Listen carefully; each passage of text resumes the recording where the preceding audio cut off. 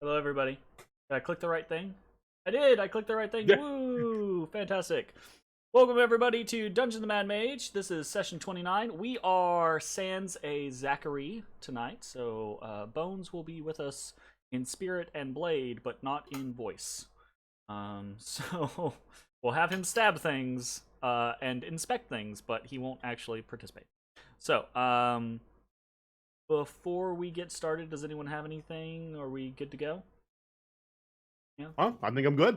I'm running. I will say I apologize for anybody who's not like or any people who are like, I don't like watching food, but I'm running late and my food's not done, so I'm going to be eating here in probably 10-15 minutes. I gotta tell So you, you'll deal. there was one time, Jeremy, where you were looking at random streams on the internet, Yeah. and somebody eating food was a determining factor on whether we were going to stay or not. Because there's this guy, I don't Yeah. remember what channel it was, we should shout it out, who was just Oh. eating a pizza. I Yeah. don't mean like a piece of pizza. I mean an uncut, giant ass disc of pizza. He would just pull it in the frame sometime and start eating off this entire Yep. disc of pizza. And I was like, okay, I'm now, and it was a D&D group, so I was like, okay, I'm invested because of this guy. I want to know more about these people because of this guy eating his And apparently entire it turns out pizza. he does that every session. Yeah, apparently. So. You could be the pizza guy, Jake. No. With your burnt ass pizza every time. God damn it. How did I know as soon as you started talking pizza, this was going to somehow come back to how I like my pizza? Oh, goodness. Alright, anyways, seems we are good to go. So I am going to launch us into a recap of session 28. Previously, on the Dungeon of the Mad Mage. The party spent downtime in the city, taking care of various errands and goals. On the day of the 24th, Ashes and Ezrah spent time with Fala, learning more of the intricacies of alchemy, while Bones spent more time working at the Guild of Fine Carvers, and Matashtai had his first experience volunteering for the city guard. Later, Ezrah visited Rishtal the Page Turner, purchased a book on alchemy, and spent the rest of his evening studying. Ashes spent his time in lessons with Three Strings, while Matashtai explored the City of Splendors. Meantime, Bones traveled to Falconmere to report back to Melanor and Jareth. That night, the party met back up and discussed their various activities, with Matashtai gifting Ashes an armor maintenance kit and Ezrah splitting the greater potions of healing out amongst the party. On the day of the 25th, the party continued their downtime activities, with each spending some time furthering their own goals or projects, etc. Of note was Bones acquiring his new weapon, Windspike, from Eotidan. Did I get the name right? I can't remember. Yeah? Yay? May? Nay? Babe? Anyways. I don't remember. He'll correct me next time, I'm sure. So, from there, or after the 25th, on the 26th, the entire party ended up going to visit Eotidan. After Bones had kind of shown off the weapon and discussed everything, right? Everyone went to visit Eotidan to discuss further options, future options, with the Enchanter. And it ended up with Ashes leaving his maul with the elf to be enchanted.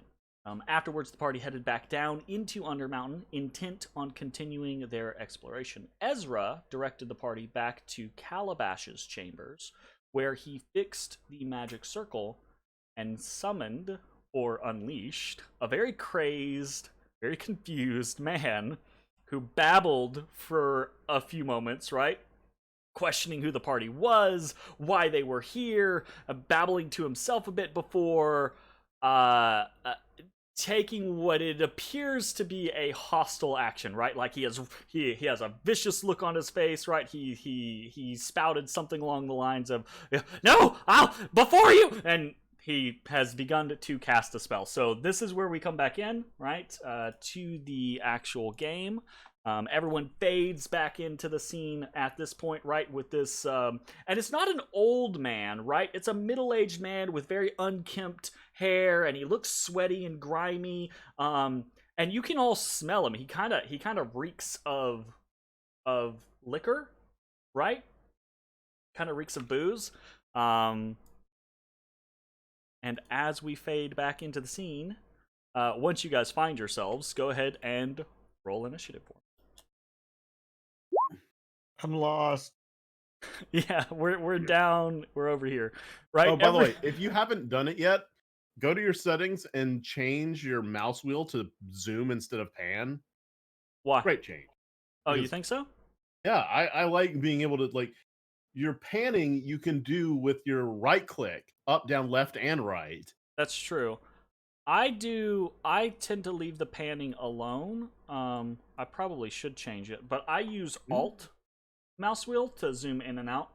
Now I'll just set the mouse wheel to zoom in and out. So if I want to pan in any direction, right click. If I want to zoom, mouse wheel. All right, so we are going to pop. It feels, again, we are sans music, unfortunately, for anyone watching at a later date. Apologies. The jukebox in Roll20 had some updates, so the jukebox in Roll20 is not working right now. I'm attempting to play music, but it is not doing anything. So, all right, initiatives. Does anyone want Not to right. pilot Bones for the evening? Any I will. takers? Yeah? Okay. Yeah, Gotcha. I can. We'll throw it your way. Bones' character sheet. So go ahead and throw him up on the turn order. Okay. And then let's get your initiative and his initiative, and we'll go from there. That Bones is going first. Yeah, I mean, well, yeah, he's the rogue, so kind of the shtick.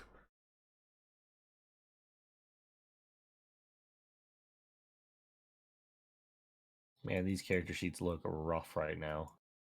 Oh, with the loading, yeah, it's definitely been some issues with the update. But it shouldn't really impact us playing too terribly much. So, alrighty, descending order. Okay, so at the top of the round, everyone hears this, right? There's tension in the room as this individual is summoned, right? He seems accusatory and very defensive towards you. He's spouting nonsense, and then he starts to shout loudly in an arcane tongue, right? And waving his hands. It looks like waving his hands, but you guys can clearly tell he's casting spells. So Bones is up first. What does Bones want to do? If he looks like he's making hostile actions, Bones is gonna meow. Okay, so Bones jets over to the other side of the mage. And he cuts him. That's a Hold alright. on, he's got a new weapon now. He does have a new weapon now. I mean, he's gonna try it. He's gonna whip out the new blade. He's gonna shiv him. Gotcha. With advantage, shiv. Oh, that's Chip. hard to read. Ooh, yeah. That's very hard to read. As a 21. It is a 21. 21. Let's see real quick. 21 hits. He takes 6 damage plus Snake attack. Sneak attack. Another 9 damage. Okay, so 15 damage. So yeah, I mean, Bones rushes around the group of you. Question: does he run through the circle? No, he would have circled. Okay, no, he does not run through the circle. Sure. Meow. Yeah, he definitely has the movement to go around, I believe, so it shouldn't be any issue. But he kind of like rushes around, flanks this babbling guy, takes out the new long knife and stabs him. And the guy shrieks, right? He's mid arcane tongue, and he just like shrieks as Bones stabs him. Anything else? And then Bones is gonna whip out another knife from. I think he has him on bandoliers. Huh. Okay, gotcha. And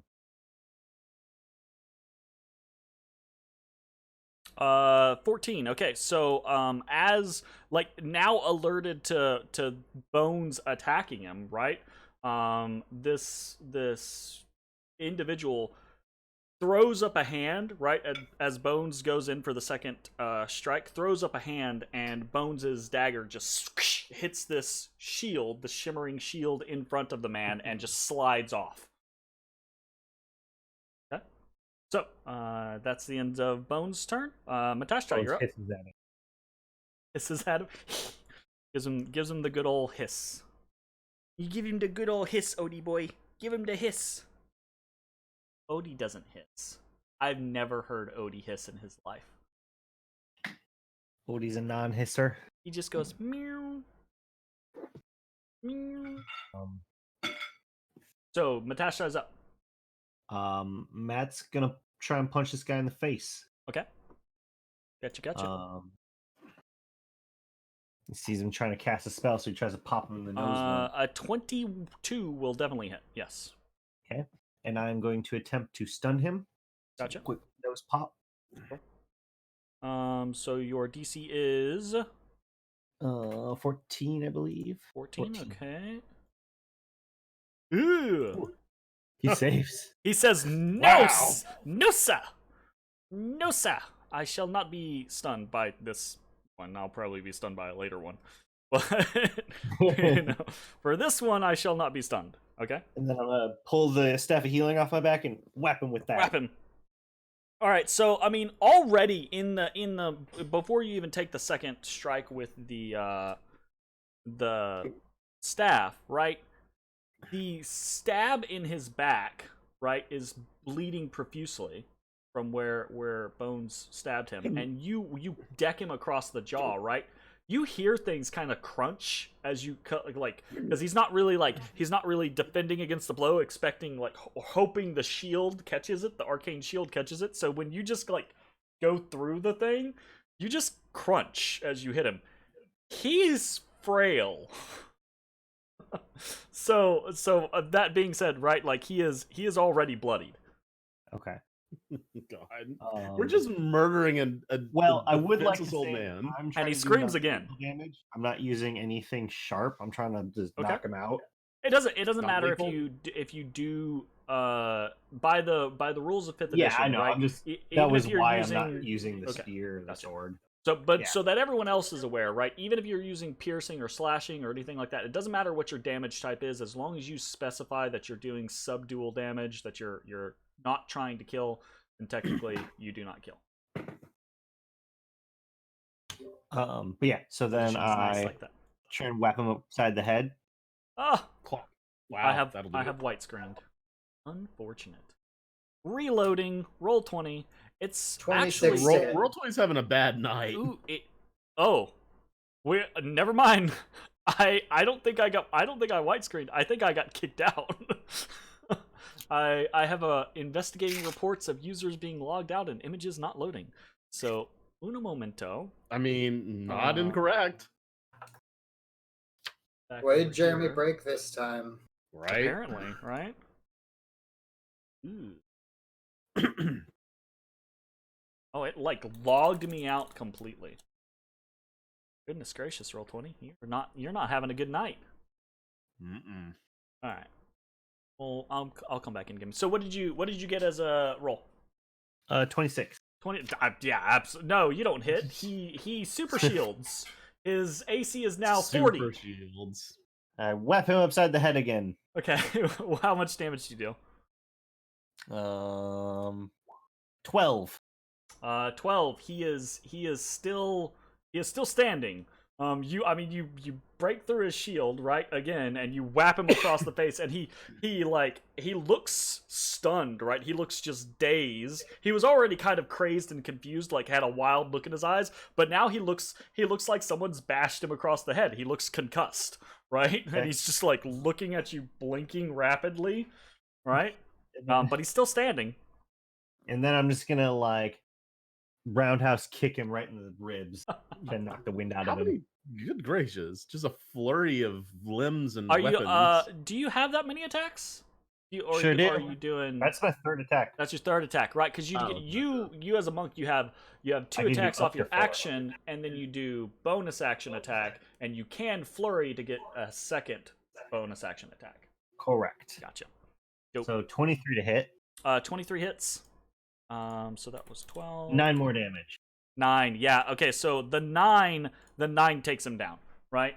And forgive the red X. The red X just means he's incapacitated. He's not dead, right? But between Bones is like rushing over, stabbing him in the back, and then Matashtai going through the shield and just whap whap whap. He crumples, like he just drops in a heap.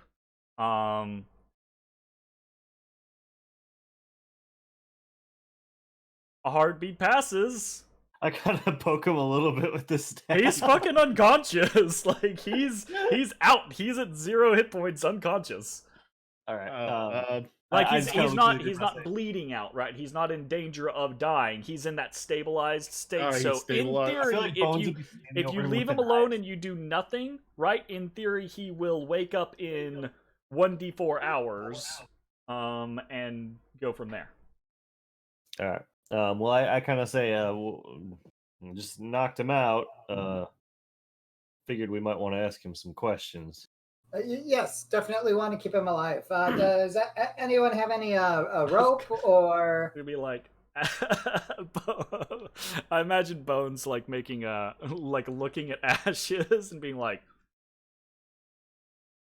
I mean, I Like, know I stab? know how to do a pretty good hog tie. he wasn't talking about the tying. He was like, are we killing this one? Oh, You But just see sure, I Matt mean- with the fucking staff, just waiting for one of them to do I'm something. really okay. So I'm assuming, right? Like, or not assuming. You guys do have rope, right? Multiple of you Yeah. have rope. Yeah. Yeah. So, if one of you would like to sacrifice some rope, you can cut 10 feet off to be able to tie this man up appropriately. all right. And, I will make the sacrifice. And there's no Does the like guard need to provide me with roll or manacles? anything like that. But I do want to ask who is tying the man up in case it becomes relevant later. I will do it. Oh, It's likely a dexterity-based. I will give Bones my 10 feet of rope. okay. Sure. Bones will set about hog tying this man. Maybe not hog tying, but tying this man up. That's Right. We'll go the route of not hog tying the random individual. Okay. So maybe pull him out of the circle. yeah, you pull him out of the circle. Are you guys trying to be careful to not cross the circle or interact with the circle or anything like that? I'm not messing with that magic bullshit. Yeah, I don't want to touch it. Don't want to touch it. Okay. Ezra would send his mage hand through it. See if Nothing anything happens. happens. Nothing seems to happen. Which I would say probably doesn't surprise you, Ezra. You and this we'll say this goes back because you rolled a 20 on your Arcana when you were recreating the circle, right? This thing has to be intentionally activated. It's not like a magical trap. You don't just walk into it and then boom, you're done, right? Okay. You have to. It's a part of a ritual. Now, that doesn't mean that you shouldn't be cautious around it because if one of you is inside it and a ritual, an appropriate ritual begins, you could be trapped in there or sucked into another dimension. So, it is something to probably be of concern about. And if you want, you can damage some of the work that you have done to disable the circle. To a point to where you could recreate it if you wanted to, basically. I think Ezra would do that just to be on the safe side. Okay, so you guys tie this man up. Ezra takes a little bit of time to intentionally damage the sigil, breaking the magic circle. We'll say the man's just kind of tied up over there. I'll take off the X. So what do you guys want to do? This guy is unconscious. He's going to be unconscious for potentially a while unless you do something about it, right? So, do you guys want to haul him back up top? Do you want to? I mean, question him? Do you want to feed him to the Ezra, goblins? Ezra To be wants to perfectly question honest, him.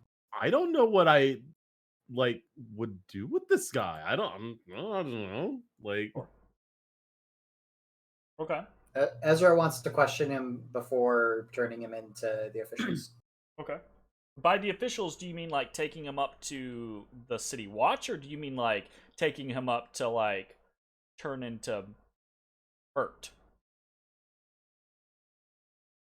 Because depending on who it is, that might change.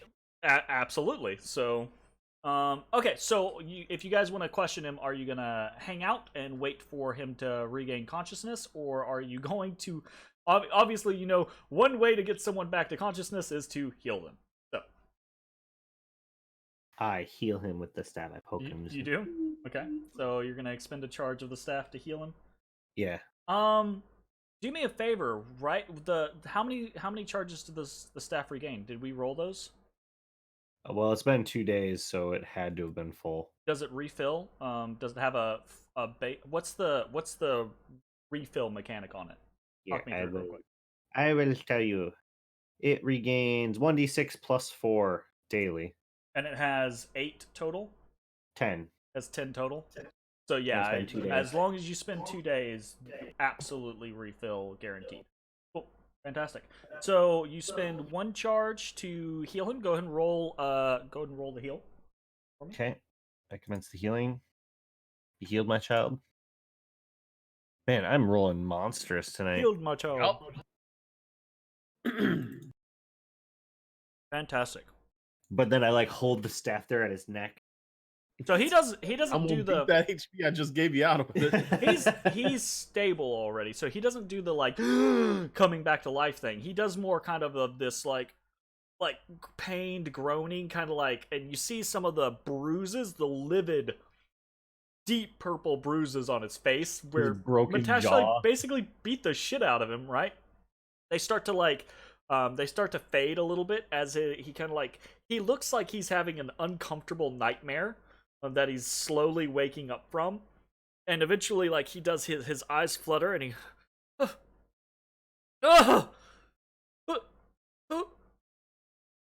who are you? Calm down, calm down. You're all right.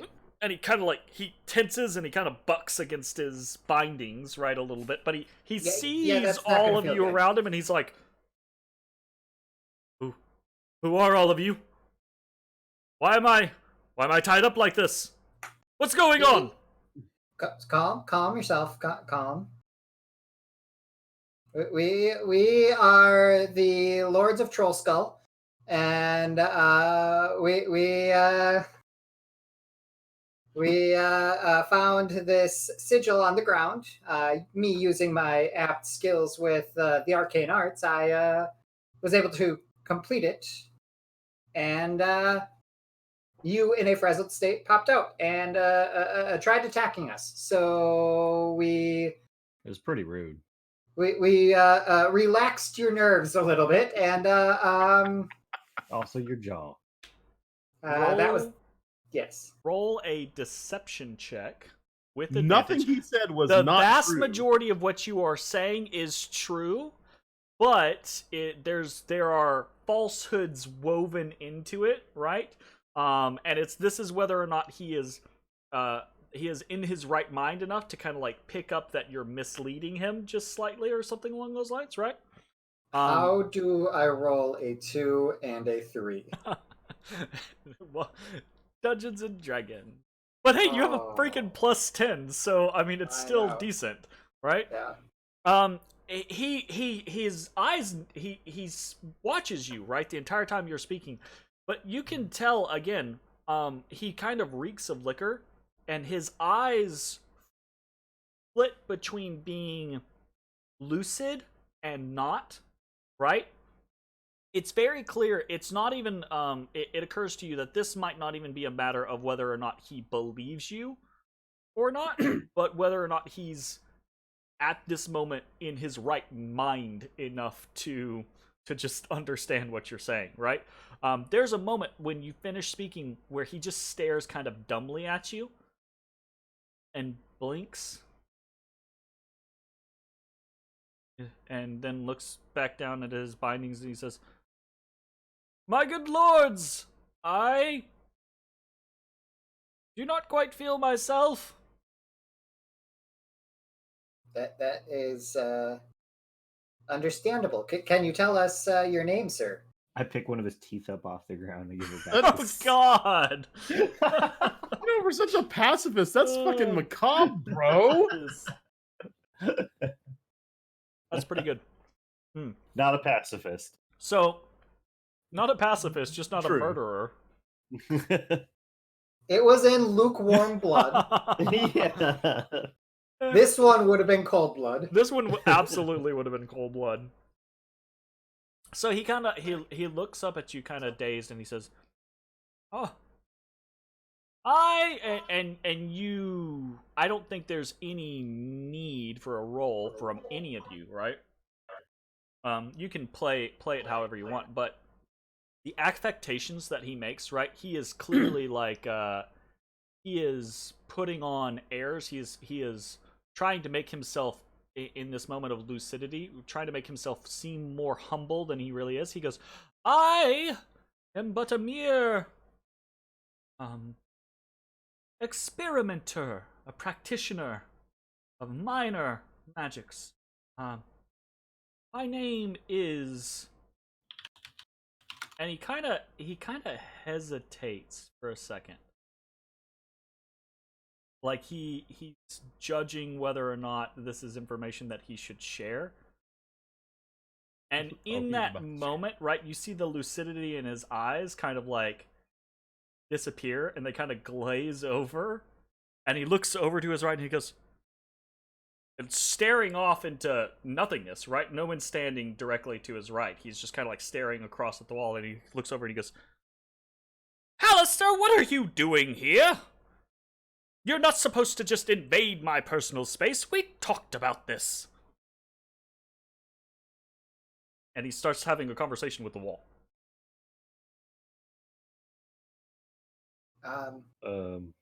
I pull out my mage hand and start poking him on the shoulder. Hey, we were talking first. He notices you just... How rude! Who are you? Who are you? I am Calabash! I'm a great Thank mate! you. Why am I bound? And you attacked realize, us. right, in this moment, like, the previous conversation doesn't exist in this man's mind. I turn to Ashes and I go, I think I might have hit him too hard. I That or don't you didn't think hit hard that's- enough. I don't think that's the case. If he is who he says he is, he's really old. So this could be something. And he's human, right? Like, Yeah. he's human. He looks like a middle-aged man. There are people who live for long periods of time, but in theory, right, if he spent all this time in a magic pocket dimension. I hate to be a hindrance, but guys, I think we need to bring him back up to Mert.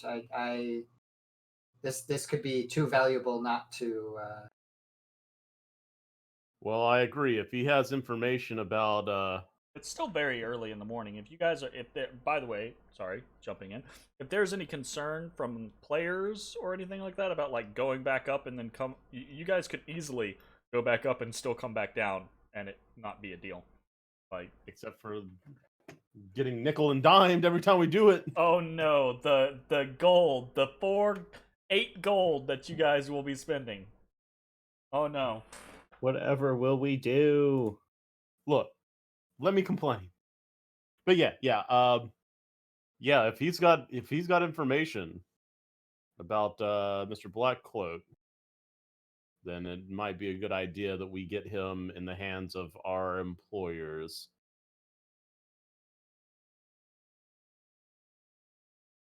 Okay. So what is your plan there?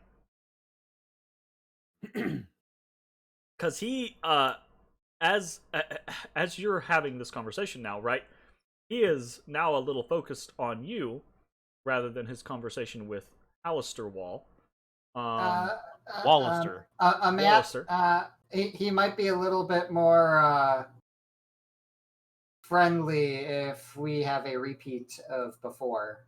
What are you talking about? A repeat of before? Untie me this instant! Wait, how much did you heal him for? 10? 10. That's gone.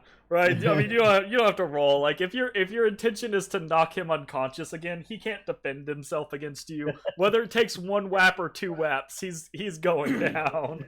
Like, so you knock him Ashes, unconscious. Would you be so inclined to? Yeah, I grab him and just by the his thighs and just throw him up over my shoulder. Let's go. Well, Lords of Troll Skull. I came up with that on the fly. It sounded important. It sounded convincing. That was real clever. Bones claps you on the shoulder and says, "I'm a lord now." I'm hi. Lord now. I'm a lord now. All right, let's make our way. Okay, so no real need for pomp and circumstance. You guys fast travel, basically back up to floor 1. That'll take your tension up to 5, and if your intention is to fast travel to the outside, tension's gonna take up to 6, and we will roll 66 as the tension pool resolves. And we definitely got some stuff on this one. All right, Definitely so got some tension. we got some tension. So let me clear you guys here. Oops, sorry. Burping over here. Okay, so I'm gonna grab you guys and move you off over here.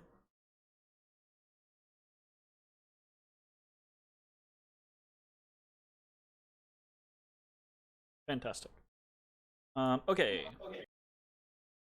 You're gonna have an unconscious Calabash. You guys will be back on floor 1. And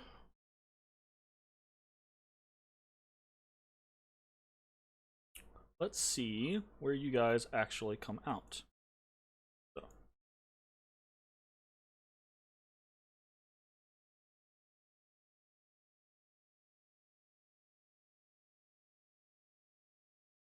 All right. Someone roll a d12 for me real quick.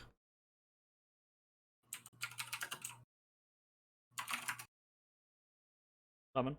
Huh? 7. All right. So we've got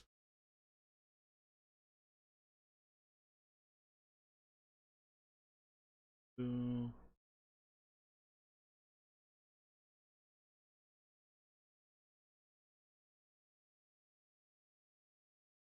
All right. Now someone roll me a 1d6.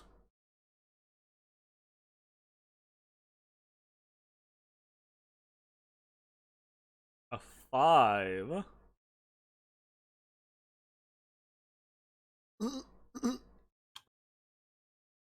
Okay. I don't like that sound. Good thing we had a long rest. Uh-huh. Sure. Gotcha. Okay, so this is what happens. You guys make your way through the majority of the first floor. Can I cut? I'm just gonna get rid of this token. Full actual tokens. 1, 2, 3, 4, 5, 6, 7, 9, 10, 11, 12.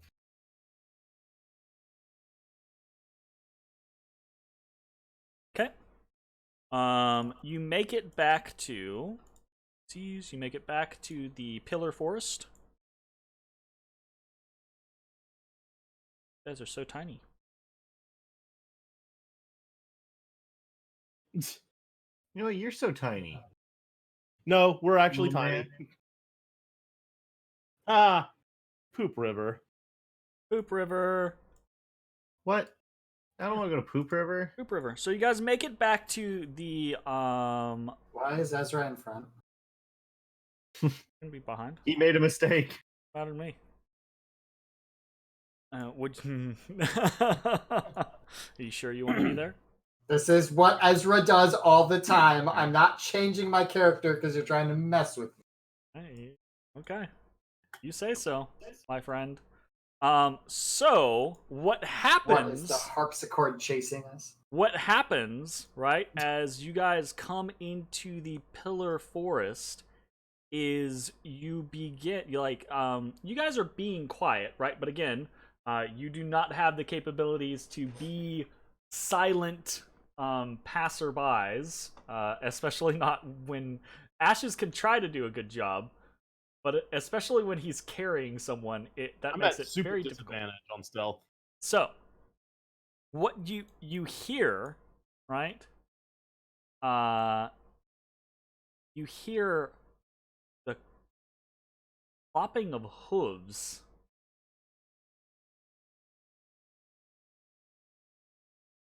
Coming from where? All around you. Do we have time to react? You have time to react as you, insofar as you see these figures coming out of the darkness, right? As these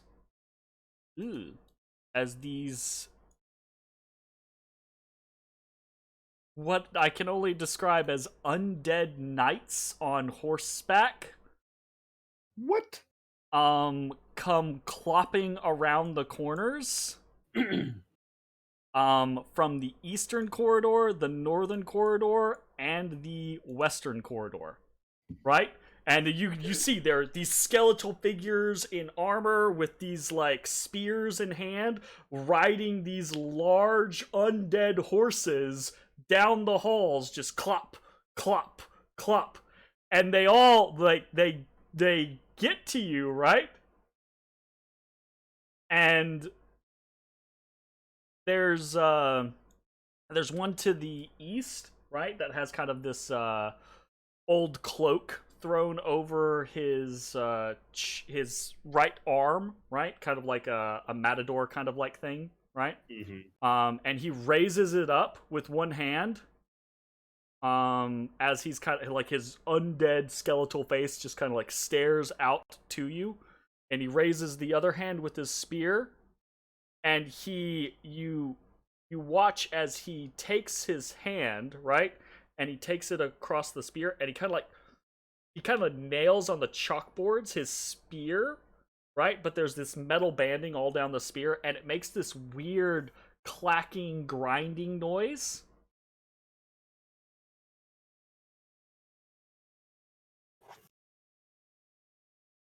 And then what do you guys do? Well, I have my spear out. Sure. So you have your spear out, like, at the ready, right?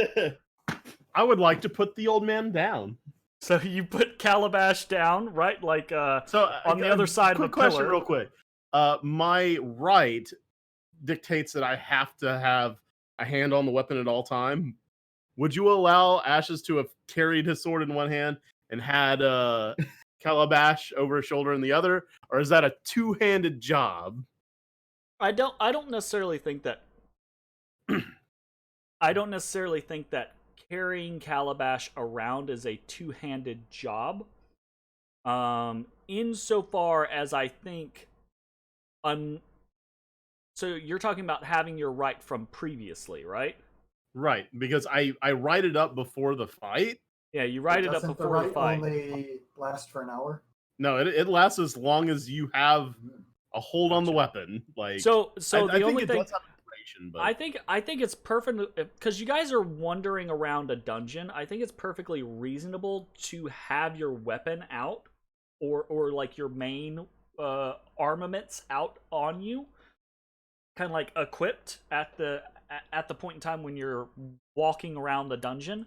The only thing that I would say is whether or not it makes sense that you have, during the time period where they were tying up Calabash and we were interrogating Calabash and Ezra was like scribbling out parts of the magic circle, would you have Would you have just kept your sword drawn the entire time, or would you have sheathed it? I mean, I think that Ashes, knowing how he works, would probably make an effort to not try put to, up like, the keep it sword. out? He has Okay, a choice. Like, sure.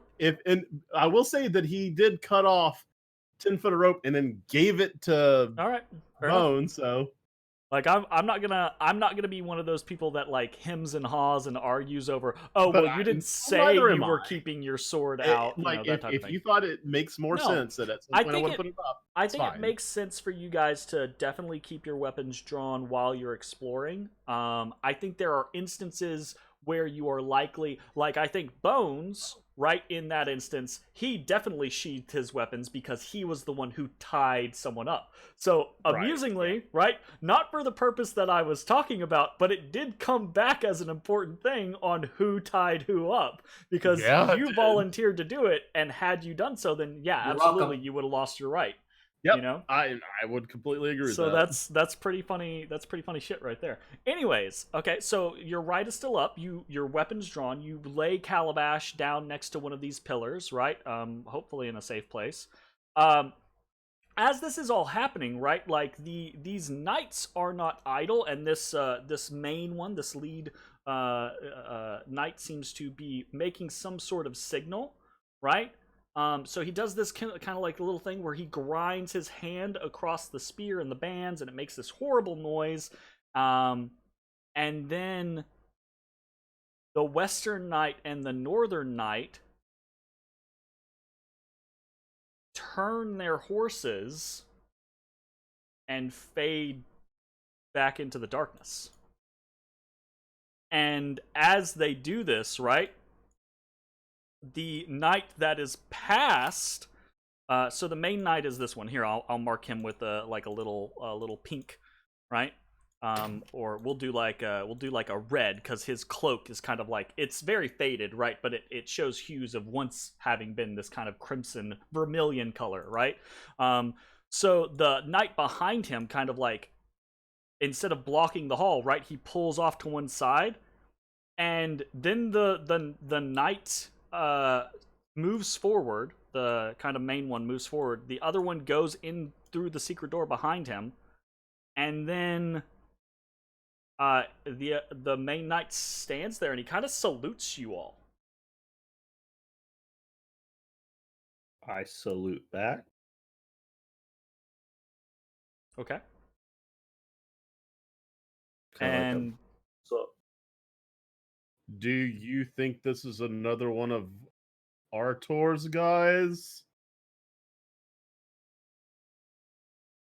Because last time we went through killing Artor. The AM. vampire. Artor Mortis. oh, gotcha. Morlin. I was expecting. Morland. Mortis would be way more appropriate. It would be. I mean, maybe. Because while I'm not keen on leaving people like that roam around, not keen on pissing off a vampire either.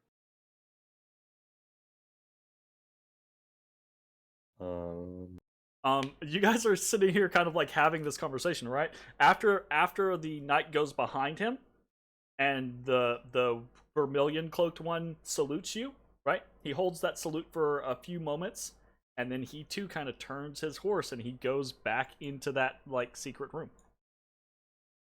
Or not secret room, but he goes into the secret door, right? Going kind of like out of your field of vision. And a few moments later, right, you all hear that click as the door closes. So these guys are just kind of hiding out in the walls? That's great. Well, let's go. Yeah, let's go. Old man, You grab. guys just so you pick Calabash up. You guys are just gonna let the undead knights go? Yes.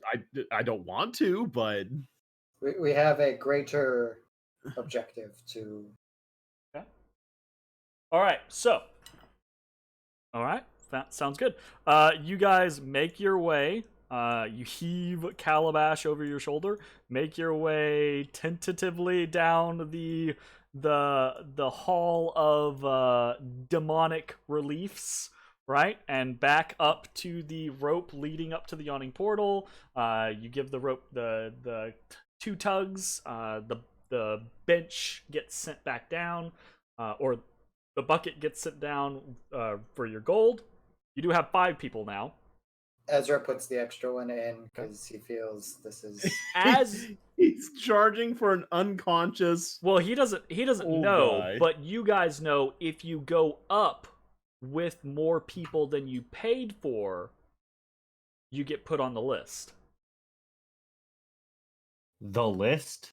Yeah, I the don't think list. we've talked about a list. Well, The so naughty this list. is something like you guys would have heard in idle chit chat, right? There are rules, and if you break the rules, then Durnan puts you on his list, which means if you piss him off too much, you're banned. Like, you can't come into Undermountain through the yawning portal. Wait. You have to find alternate Oh. means. Wow, he's got like a monopoly on Absolutely, he Undermountain? does. He has the easiest access point into Undermountain, 100%. Like this giant yawning portal, so to speak. Absolutely. So, as the buckets go, so this whole process, every time it happens, it takes a few moments, right? You yank on the cord, the bucket comes down, you pay, right? There and a few minutes go in between. This is not a rushed process, right? While you are thinking, while this scenario is going down, well,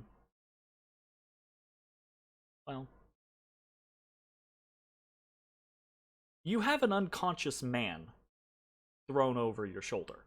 Yep. yes, You are all well known. yes. Yep. This unconscious man is not well known. Yep.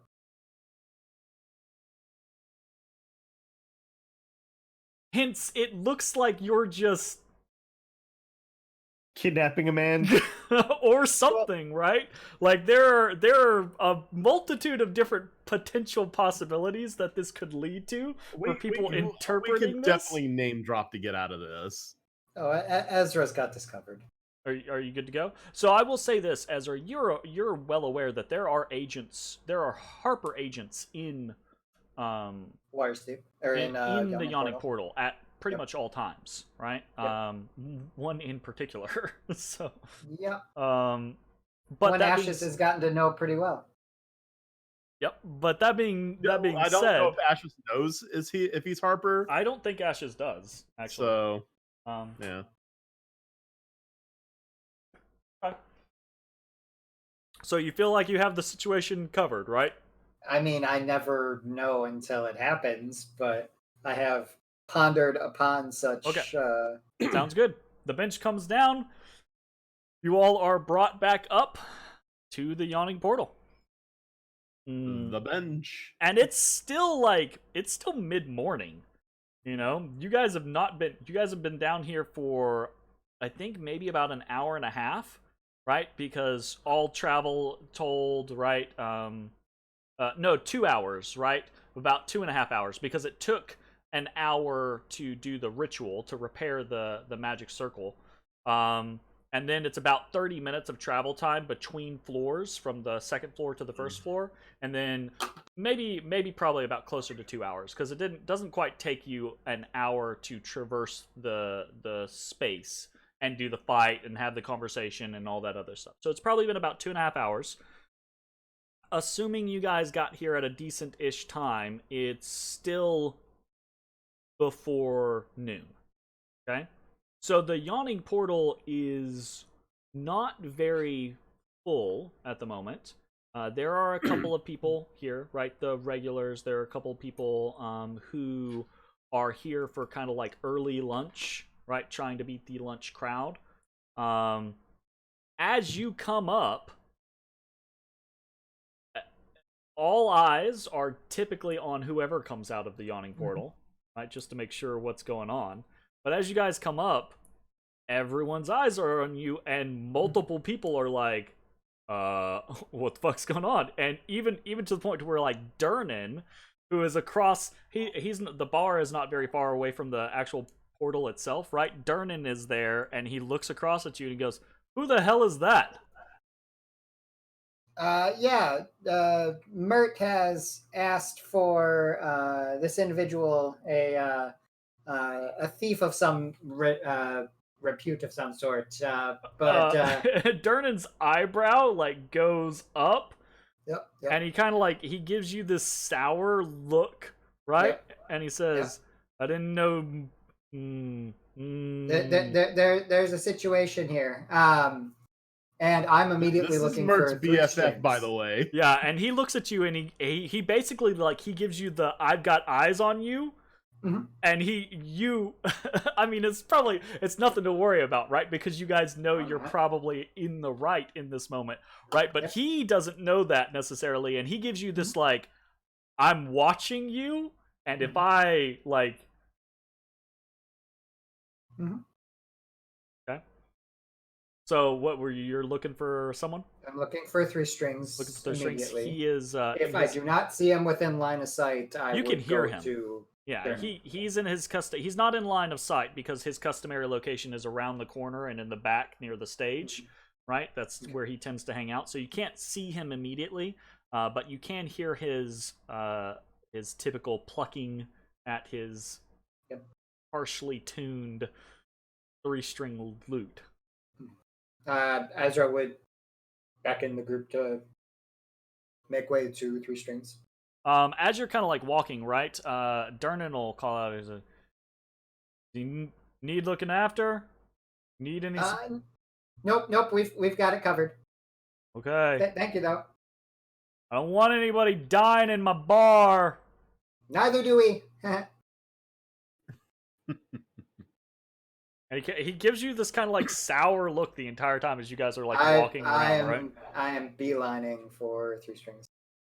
Okay. Like I said, not especially crowded in here this morning. You make your way through a little winding of tables and benches over to the back corner. Three strings is he sees you coming, right? But he's not really paying attention. He kind of like looks up and he sees all of you, right? From across the room, and you're clearly heading towards him. And then he looks down, and then he does that double take, right? He looks up, and he like Oh shit. because he sees this guy just being carried towards him, right, by a person he is becoming familiar with, and then someone else that he can clearly identify, like two other people that he's been involved with in the past, right? With Ezrah and Bones. So he's like very hastily like brushes himself off, and he's he like waves his hands forwards and like take seats. What's going on? And I immediately. We need. Can you send a message to Mert? We need. So he had me on a mission that we needed to investigate. Do you know what the arcane chambers are? You know, the second level of the dungeon. It's Yes. historical mages. Yeah. So there's a magic circle there, and it wasn't complete, and I figured out how to complete it. So I completed it. Stop. What do I need to tell him? We found Calabash. He is alive. You watch, right? I'll lean up and like pat him on the ass. You watch Two Strings look at you, like look around, and he says, "How important is this?" Very. And he kind of like he leans back, right? And he pulls his lute up, and he fiddles with one of the knobs at the top to like as if to tune the lute, right? And he twists it and pulls it out, and it's easily 3 times as long, right, as there is space for it to be in the neck of the lute, right? And you see, like, it's this little metal knob, right, as if you would tune the lute with it, but he pulls it all the way out, and it's a wand. And he basically, like, in one smooth motion, pulls it out, flicks it up, and sticks it to his head. And as soon as he does, his eyes roll into the back of his skull. And he's fucking out. Like, he's nothingness for a solid 30 seconds. And there are some kind of like hushed whispers. Again, not a lot of people, but there are still people, right? There are some hushed whispers from the individuals that can see you. Daggers that Durnan is staring. He can't see you where you're at, right? You're around the corner. Okay. So he's and I will say, at the very least, Ashes, you would notice this. Bonnie is standing at the corner, her arms crossed, just leaning against the wall. And Bonnie's never standing still, leaning against something. She is always bustling around, always working, always busy. You know, and she's just leaning against the wall, watching you all like a fucking hawk. And those 30 seconds pass, and there's this rapid blinking, like his eyes roll back. Three Strings' eyes roll back. There's this rapid blinking, and he pulls the wand away from his temple, slides it back into the loot, twists it back in. He looks up and he says, "There will be an escort here in 3 minutes. Just wait."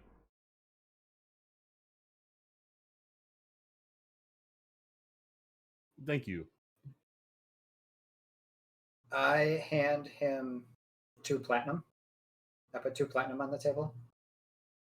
He looks at it, and he looks at it, and he looks at you, and you see there's this moment where he's like, he wants to do the suave thing where it's like, "No, we're on the same team," but then he's like, "That's man's gotta and eat." and he puts his hand down over it, and he just like slides it towards him and off the table and into his purse, and he kind of like nods appreciatively at you as he does.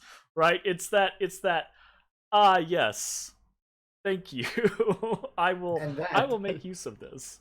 I thought you were going to say, he goes, "You need this more than I." He does that, like, he does the like look like he's like the "I'll be chivalrous," and then he's like, "Wait a second, that's a lot of drinks. That's a lot of like." I might even be able to get a 4th string for my loot. I'm paid well, but I'm not paid that well. And then Ezra puts 2 more platinum on the table. Get this to Durnan. Explain what happened. I'm trusting you. He'll put his hand up for that one, and he'll say, "You don't have to worry about that. Mert will take care of that." Are you sure? I don't want there to be... He looks at you and he says, "You're on his payroll, right?"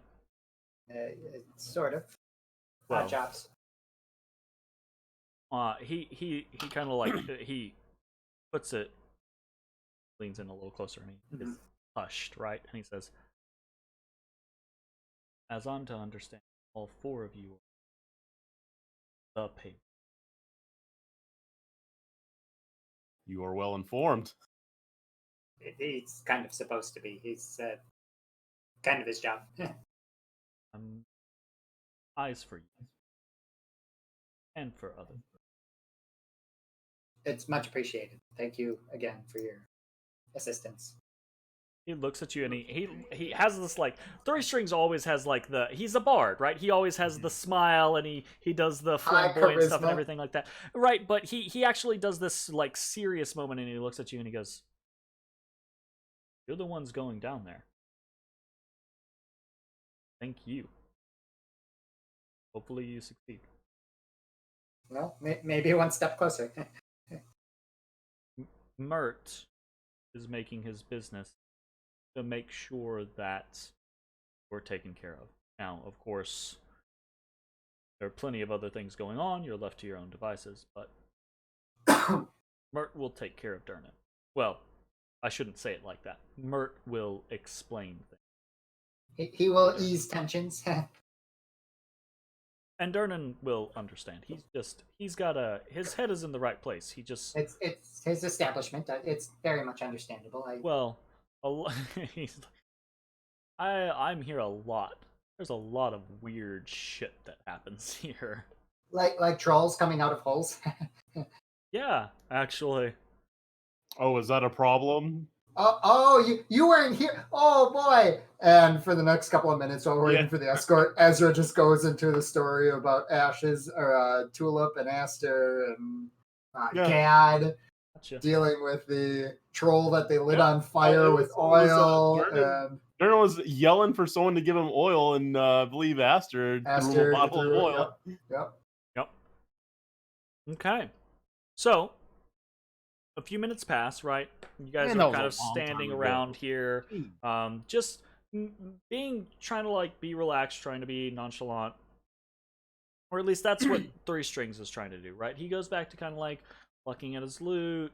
He Anyway, eventually there's one waves more. Bonnie over and asks for a refill, right? He tries to play it off as if going on, everything's perfectly fine, it's no big deal.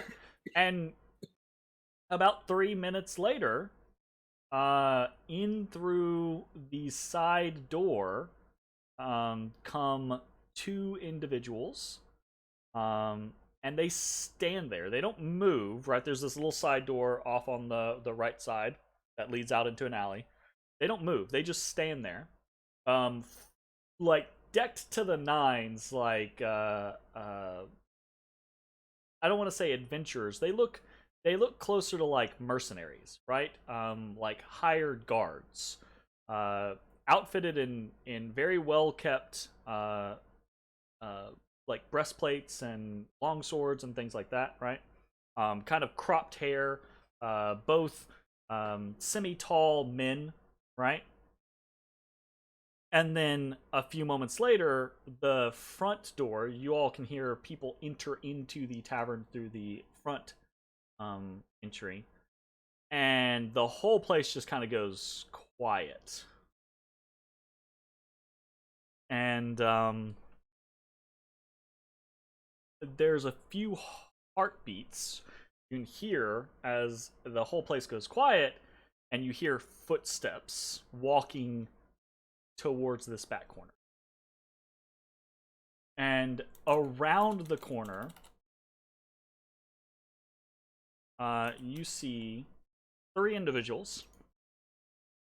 You see a gold dragonborn round the corner. You see a tiefling round the corner, dark red skin, curly horns raising up. And you see a young human, maybe half elf, right? Could be either. Hooded, so you can't quite tell as far as like ears or anything like that go. But a young, short woman with kind of these gold tresses kind of coming out of her cloak, right? And they too look to be fully decked out, like they give off this air of they are not here to fuck around kind of scenario. And the gold dragonborn seems to be leading them, right? And Ezra straightens up. they walk forward in like the flying V formation, right? Quack. They walk Quack. forward Quack. and just walk right up to you. Ezra steps up. And they kind of grunt, or the gold dragonborn grunts at you, right? Looks past you, looks at Three Strings, looks over at Ashes and sees Calabash kind of like thrown over the shoulder. If you don't mind, can you present your mark? If it's not open in the gold dragonborn looks at you and kind of squints, right?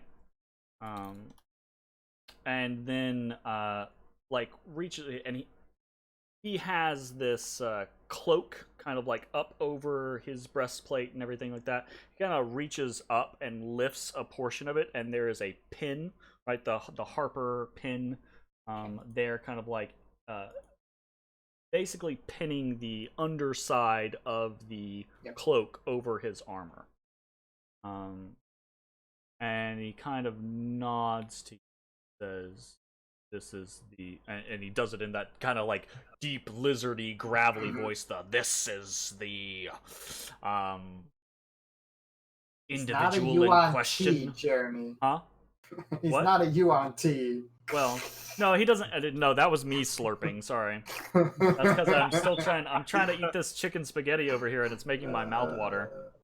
So yeah, he kind of like looks at you and he goes, "This is the individual in question." Yes, sir. He potentially could pose quite a bit of threat of the arcane variety if he arouses without appropriate measure. He Do looks they have over. duct tape in this world? He looks over at the younger looking woman, right? And he says, "Esmel, take them, or take him. Sure his bindings are solid. Gag him." And I'll plop him off and kind of. So this young woman kind of like steps over and checks the bindings, right? She probably takes out some leather thongs here or there and loops them around his arms and just tightens them down to assist in what the rope is already doing. Yeah, reinforce. And then she just takes very unceremoniously just takes a piece of cloth, right, like a rag, out of one of her pouches and just shoves it down his mouth, right? Very like not in a nice manner in any way, shape, form, or fashion. Okay. And then she looks over at the old Dragonborn in a very meek voice, right? Says, "It's done." We didn't receive any direction upon your arrival. Are we supposed to escort you back, or what's the plan? The tiefling, right, for the first time kind of speaks up and he says, "Your job here is done. Will." Okay. And the Dragonborn kind of like looks over at the tiefling. Be rude, idealism. These are allies. And the tiefling kind of like gives this offhand like whatever, I don't care, like rolls his eyes type scenario. And then the gold Dragonborn kind of like looks at the little girl and says, "Esmel, go." And the little girl reaches down and goes whoop, with Calabash, just like Ashes has done, right? Like just whoop, flips him over a shoulder, and Calabash was not a short man, but he is almost. It's not quite that extreme, but it's like she's barely 5 feet, maybe, right? So like her throwing this guy over her shoulder, right? Clearly she has the strength to carry him, but his arms are like dragging down, and it's like they might occasionally like touch stuff on the ground, like it's definitely possible, that type of scenario. So but it seems completely like everything seems fine by them. They kind of like nod. The gold Dragonborn turns and looks at the two next to the side entryway, right? And nods at them, and they both leave out that entrance.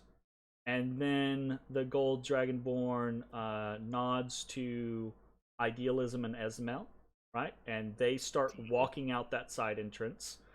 And he waits for a second, like looking around, watching all of the people in the tavern, taking in a few moments to see if anyone does anything, like if anyone reacts in any way, shape, form, or fashion.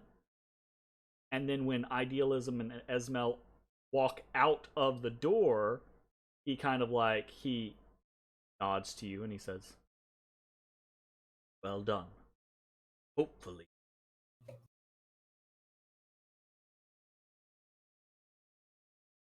be fruitful. That And he is kinda, like, my thought as well.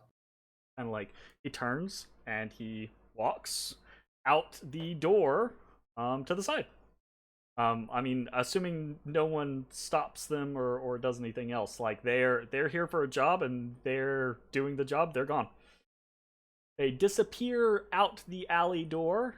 The door closes and the deed is done. All right, congratulations. Let me double check real quick. Ba-da-da-da. Everyone gains 600 experience points for completing the Calabash quest. I was really curious as to whether like you guys were gonna do anything there, or like if there, because there, idealism, for example, has a very conflict-oriented personality. I imagine if Zach couldn't was here, tell words by might have been said. name. That's actually probably worked out to y'all's advantage. I would say, I've not ran across a tiefling that had such a, kind of, such a, like, on the nose name. Well, it takes all kinds. Let me Yeah, add yeah. experience to. No.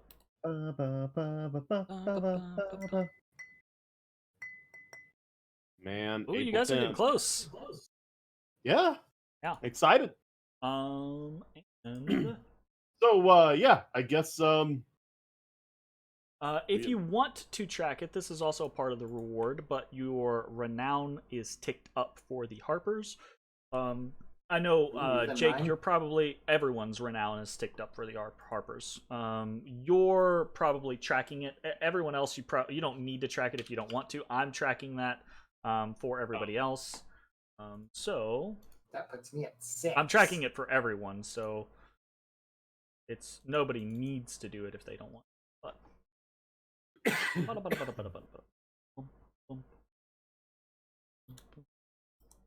all right. Anyways, so the bar, right? After about 5 minutes after this, right? I don't know what you guys plan to do I immediately would have afterwards. immediately turned to 2 strings and be like, "Who is that?"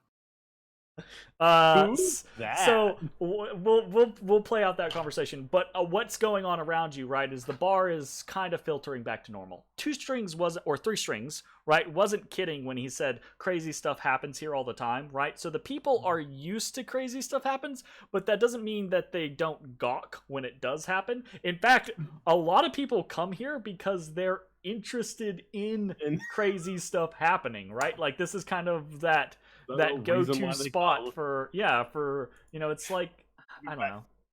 Anyways, so you turn to 3 strings and 3 strings looks at you. That's Othakin. Well, he's one of the main field captain for the Harper. We don't tend to. We're more information based. If people are looking for blades, typically, the Grey Hands, or maybe the Lord's Alliance, or an army, right? But that's not to say that we don't keep a little bit of muscle around for the appropriate occasion, especially in a place like this. Othakent and his team, they're one of the better ones.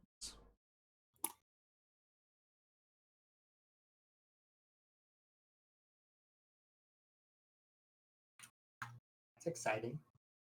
He'll probably say something. He'd probably say, just as a cautionary tale, be careful around idealism. Yeah, he seemed a little pointed. he's on our side, but he has some particular opinions.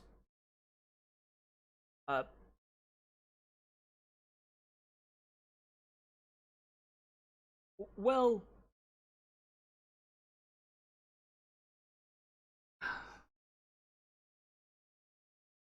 he's gotten in trouble in the past for being a bit overzealous. Let's say that. Oh, we've dealt with that in our little group too. And Ezra kind of looks at bones and ashes. Here. I think he would actually. I don't know. I think three strings would probably about it. I gotta look it up real quick. I don't remember off the top of my head. But yeah. It's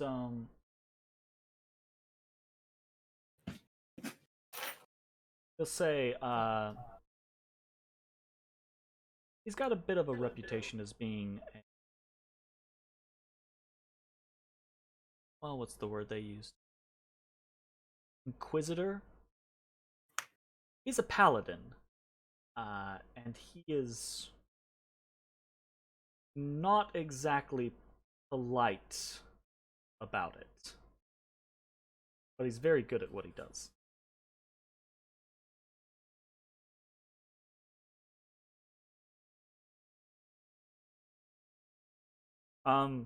Three Strings will be more than willing to just chat with you guys for some time, right? Eventually he'll want to like break off and go do his own thing, but long story short, what would you guys like to do now? It is just now closing to noon. What's the plan? Well, I'm assuming we're going back to the dungeon. Works for me.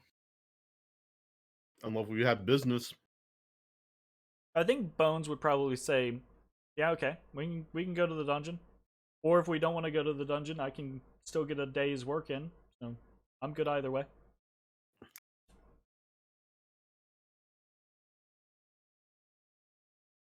Yeah, we were planning on going down there today, so we might as well make do. Okay. I apologize for the delay, but hopefully this will get us the information we need. I appreciate your willingness to assist. Better than that guy wandering around. Wandering around? Well, we kind of unlocked him too, so you brought him here and then beat the crap out of him and then tied him up and then, like, kidnapped him. But we didn't kill him, Jeremy. Wait, did we kidnap him? Or did we save him from his prison? Aggressively. Aggressively. Ezra watched.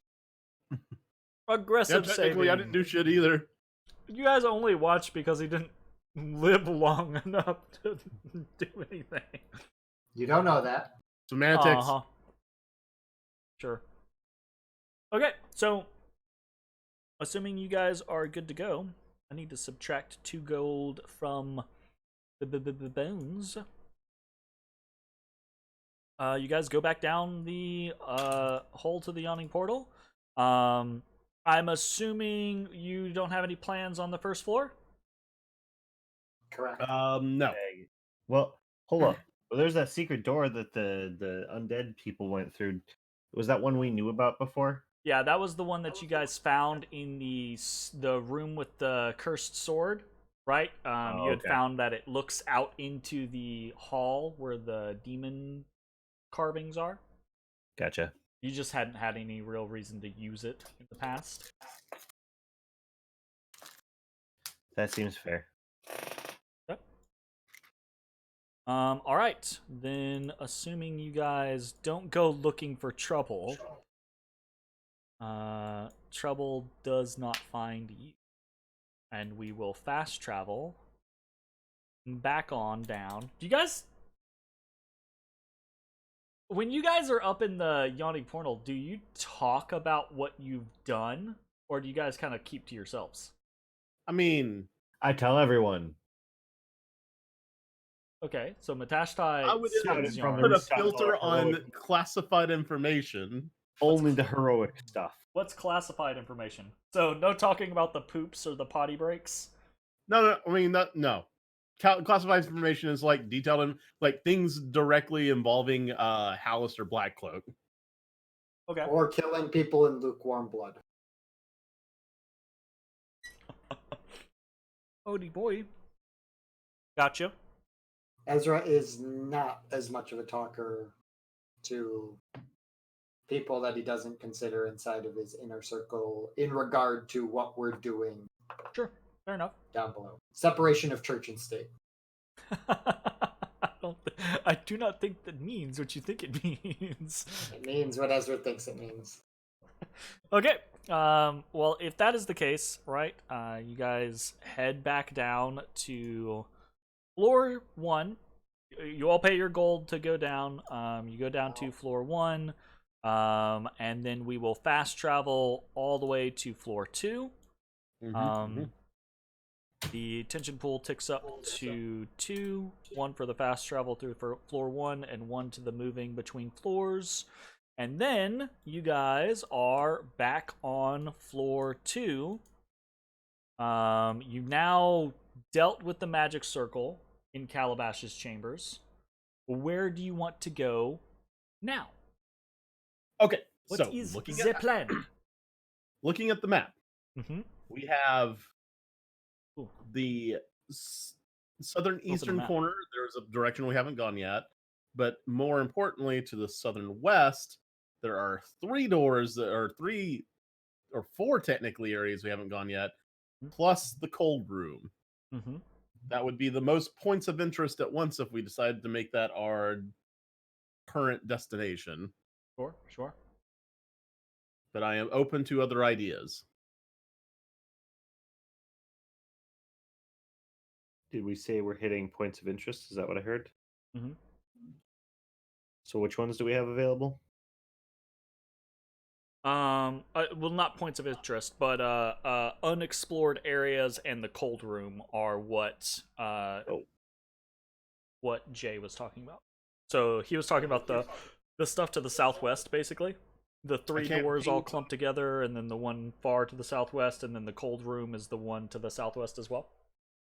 Well, we got the parkas. Might as well check out the cold room. Okay. All right.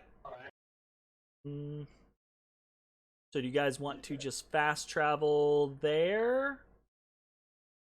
Yeah. Fine by me. I'm looking at all the things like all the way there. I don't think there's any, unless something's changed. There's nothing of real interest on the way there. Okay. So We would have to go past the skull. Lightning room. Potentially, yeah. I mean, Ezra actually, would be- you guys found an alternate route. You could go the long way around that if you wanted to. the gibbering mouther. Ezra would prefer to try and permanently dispose of said monstrosity now that we have the means. Okay. Sure. Yeah, I mean, we'll go that way if Ezra prefers, and yeah, I'll. I mean, is the skull still there? So as you guys come to the big room, you hear in the distance as you're approaching, right? You hear shh, shh, shh, shh.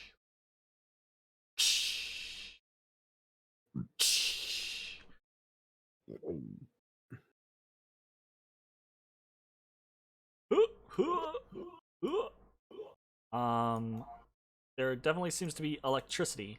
So I've dropped you guys off all over here. There definitely seems to be electricity firing off in the room.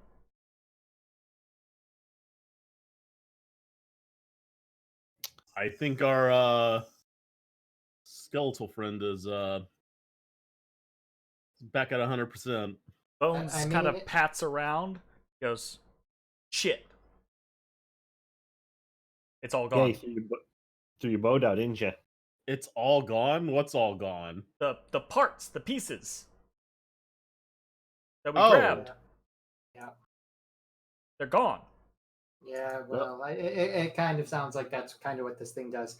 Maybe if we all go at the same time, we can do enough damage to. Sure.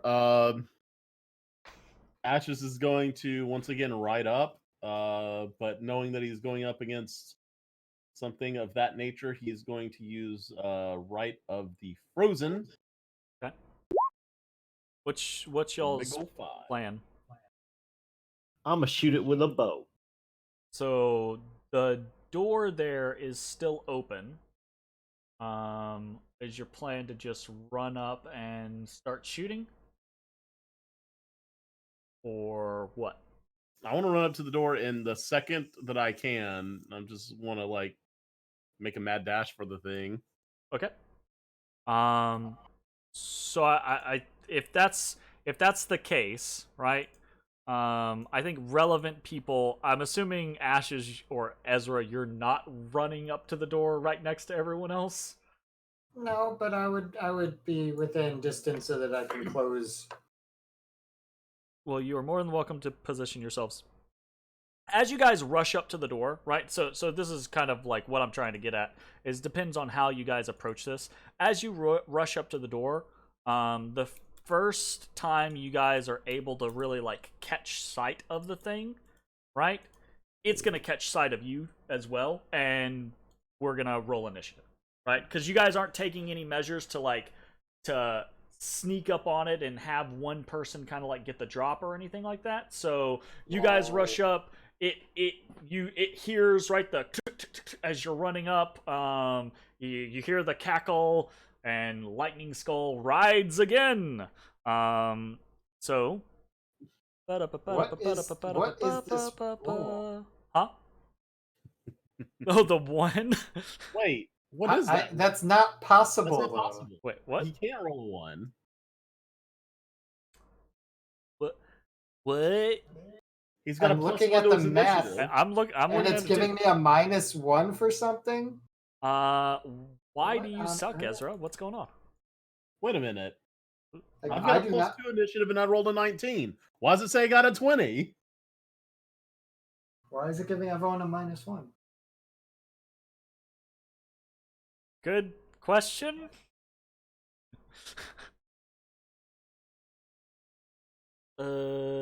Why? I rolled why? a 3, and it gave me a 3. Yeah, it's giving you a -1. What is Roll going? 20. What are you What are you doing? doing? Roll 20. No, Ooh, we can't trust any of our numbers. Let's see if it happens with the Flame Skull as well. So we've got Flame Skull would have +3. Ooh. Oh, Flame Skulls is right. It's horrible, but it's right. Initiative modifier. What is going on? Here, let me roll for boons and see if it does him as well. Initiative. 22. I rolled a... What did I even roll? I rolled a 14. 14 plus 8 is 22. Why did his work? Why does he have a +8? It says a +4 on his initiative. Does he have expertise? Oh no, he wouldn't. I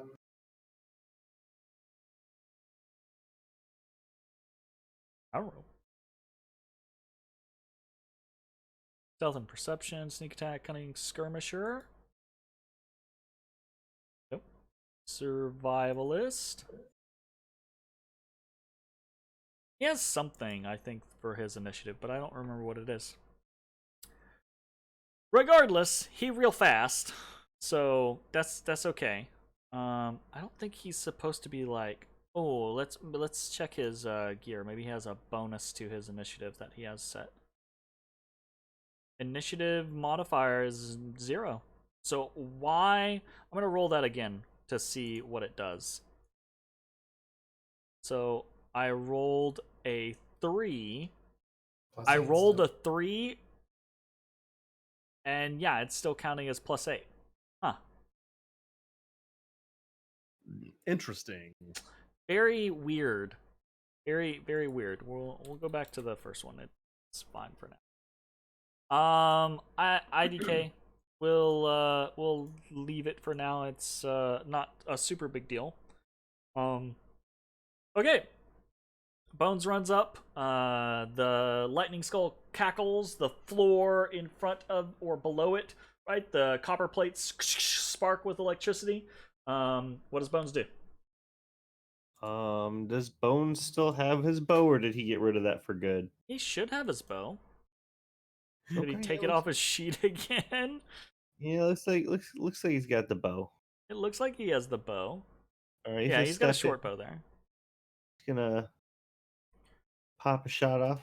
Okay, Ow. he steps in. In a moment, sorry.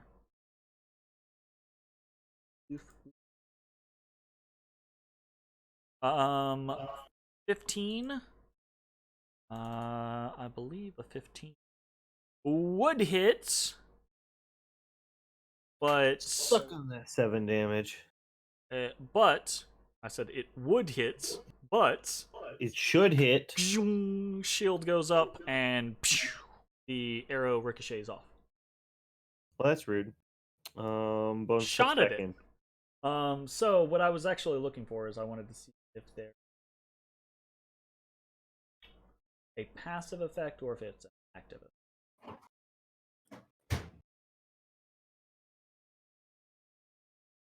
Yes, there is a passive effect because the floor is electrified now. As Bones steps onto it, like you watch, right? He's not really expecting it, but his foot touches one of the copper plates, and electricity goes coursing through him as he fires off the shot. So he immediately takes 8 lightning damage. Ow. Okay. And you all see this, right? You all realize, oh crap, the floor is electrified, or the floor is lava. The floor is lava, right? So next up is Ashes. And this thing is not, again, to reiterate, this thing is floating up in the air. It's not floating at, head height. It's floating like 20, 30 feet up in the air. Ashes, this is not a good place for you. All right. Up there cackling. I'll like move here. How far into the room can I move with being certain that I'm not going to be standing on copper plates? These 2 plates right here are not electrified. Everything. So these 2 squares are not plates. They're not copper plates. But everything in the room is a copper plate. Okay. So I'll move up here. Ashes or wood Bones have been shot because he's shot from here. Oh, I thought you moved up further. Well, never mind. I take it back. I thought he had moved up to here. That's my bad. Well, now I can't remember, so I'm just gonna keep the damage. Well, let's just do this then. So let's say that these 2 squares are electrified, so that we can keep that canon, and we'll say that these 2 are the ones that are not. Okay. Because I think Ashes is still going to be able to do whatever it is he is intending on doing, regardless. Well, all right. So we'll keep the picture that we had there. I'm gonna, while keeping my sword in hand, I will reach around and grab my crossbow. Okay. And throw your crossbow. And pull a shot. What kind of crossbow is it? It is a hand crossbow. Okay, gotcha. It is. Gotcha. It's not a big boy. It's not a big boy. You need a big boy crossbow. I could use a big boy crossbow, but oh no, I'm sorry. It is a light crossbow, not a hand crossbow. Still fine. I think light crossbows are still right. They are. You good? I miss. Yes, you do. The bolt ricochets off of the wall. It doesn't even hit the flame skull. It just ricochets off the wall to the side of the flame skull, or the lightning skull. I need a lightning picture, damn it. Why do you give me a flame skull picture when it's a lightning skull? Dang, Nurbit. Yeah, I know. lightning can't- skulls aren't really a thing. I can't have like specific art for every single thing in existence. That would be It's cool. a Anyway, little pass over turn. the top. Pass turn. All right, Matashtai. Okay. Well, Ash is in my way now. I mean, I'll use 5 foot of my movement to give Matashtai room. Sure. Matashtai yells, "Get out of the way!" And The hell out of my that's way! how Ashes ends his turn. Jeez. I By all means. try to shoot him with my bow, Sure. and I use a bonus action to activate Kensai Shot. Pew! A 10. Right? Pew! Does not hit. A 16. Also does not hit. Both shots. And then The first back one off. just scatters. The second one actually looks like it should hit, right? But then it careens into this arcane shield, and it's gone. Okie dokie. Alright. Trenzia's up. Transia. Trenzia. So what do we got here?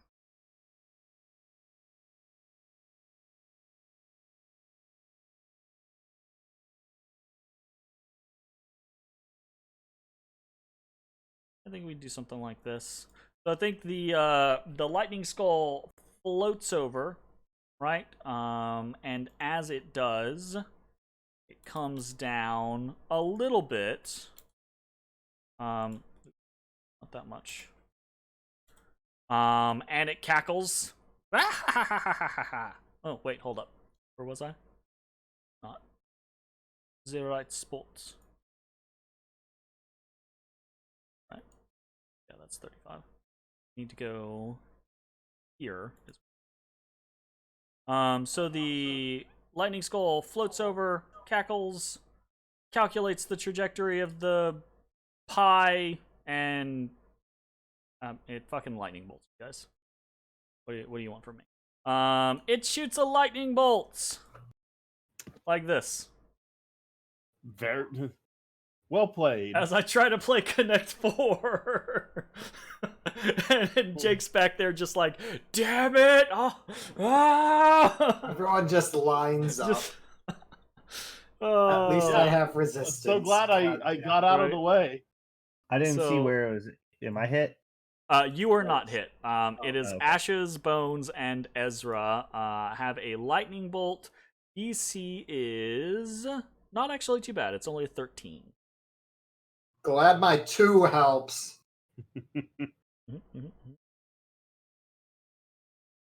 You said DC what? DC 13.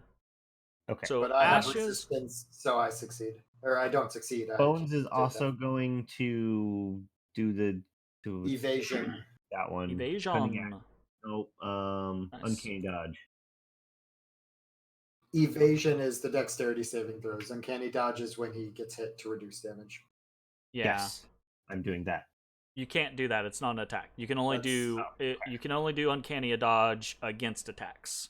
Yeah, evasion is what you want, but I think you get that. At You get that 7. at 7. Yeah, I yes, think. I'm aware So, of evasion. not quite there. Okay, cool. So we've got a success and a success from Ashes and Bones. We've got a failure from Ezra, but Ezra has resistance, so it's all a wash there. And which means everyone takes half of 8d6. Wow. Jesus, that would have knocked me out. It's a pretty bad one. Wow. So that is everyone takes 16 lightning damage except for Matashtai. So there, like the lightning skull flies over, right, and it cackles and it goes ah, and it does like the I'm a charging my laser, and it just like lightning beams down this angle at all of you, and then it's done. And that is its turn. All right. Next up is Ezra. Ezra, you're up. Ezra is annoyed. Sure. He Absolutely. pulls out his wand of magic missile. Ooh. It does a 6th level magic missile at it. Wow. Okay. That'll do. And then he steps back into the corner.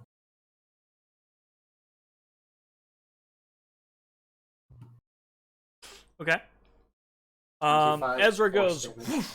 draws the wand of magic missiles, charges, poof, fires them off. There's a streak, just a barrage of missiles that fly up, and poof, and Trinzia goes, "Ah!" and Shield comes up and eats every single one of the magic missiles.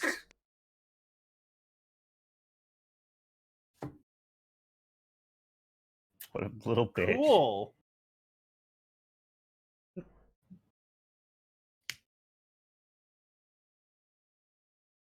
And it's Bones' turn.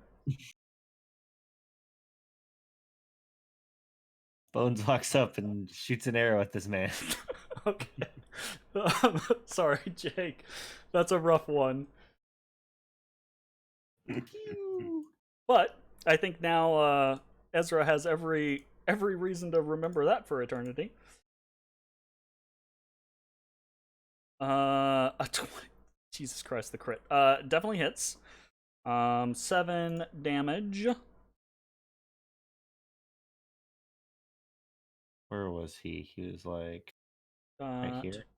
5, 10. Yeah, nothing. Okay, gotcha.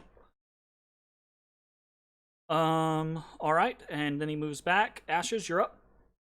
Now this thing is at 10 feet now. It had to fly down, right? It flew over and down to kind of get towards you all, so it can do kind of like I might a have to strafing. jump, but I can Yeah. reach it. Yeah, I you don't might know. have to jump, but let's you see. can reach I'm like 6 something. Yeah. Got arm reach and the sword. I could probably reach that. You should be fine. Yeah. All right. Well, And screw even it. if you're I'm- not, right, in theory, if we were doing like this 3D environment, if you count your section as a 5x5 square, and you can attack everything in a 5 around you, right, by 5 feet, then it walking directly underneath it, if you go up 5 feet, it's in the next 5x5 immediately above you, so you can basically just do this. Cool. Yeah. Well, I'm gonna start swinging. Okay. I will drop my light crossbow. You so notice. I can grip. So to cut in here real quick, you notice as you walk in, right, the floor is no longer electrified Okay, cool. because Trenzia didn't take a turn to electrify the floor. The floor started electrified, but Trenzia has to keep that. Well, up. shit. So yeah, I drop my light crossbow so I can grip my sword with both hands. Okay. And that's swing. Swappity. Roll me that confirmed critical. Oy vey. You're fine. All good. All good. And I'll swing again. Swing again. 16. Ching! Off of the arcane shield. This ain't going great. This is not going nearly as well as it did last time. Like, holy shit. Oh, goodness gracious. You guys are just rolling lower than you normally do. Alright, Ashes, you're done. Matashtai, you're up. You just watched as Ashes... Well, I guess you're kind of like... you peek around the corner and you see Ashes is out there in the thick of things, like waving his sword up at this laughing skull. Ineffectually. Very ineffectually. Flanking doesn't work because it's up in the air like that, right? Yeah, it's not gonna affect it in the same manner. Okay. I guess technically by raw, I don't think the book gives a shit about that, but in my headcanon, it works that way. I'm gonna run up here and start whapping at this man as well. Whap at him. Whap, whappity, whappity, whap. Oh wait, hold up, because stupid sheathing rules. That's not gonna work. Oh, because you have your bow out still? Oh out. I mean, you could drop the bow and draw your spear. Yeah, but I kind of want the bow just in case he flies up. In case he flies away? Yeah, I mean, that's fair. I gotta reload my light crossbow, so I'm done with it. So I guess I will stand here and I will continue shooting at him. Take this turn to shoot and then There you holster your go. bow. The first one is a miss, flies off, but the second one does hit. Does impact into Trenzia, right? You hear brittle bone kind of shatter right as the arrow penetrates the skull. It keeps laughing. An undead beastie, and it doesn't care. And then Right. I go back in here and sheath my bow. Sure. Okay, gotcha. It is Trenzia's turn again, and Trenzia in this moment, right, it actually does what Trenzia probably would have done in the last fight if it had the opportunity to survive more than 2 turns, which I don't think it did. I used my reaction to jump. Gotcha. It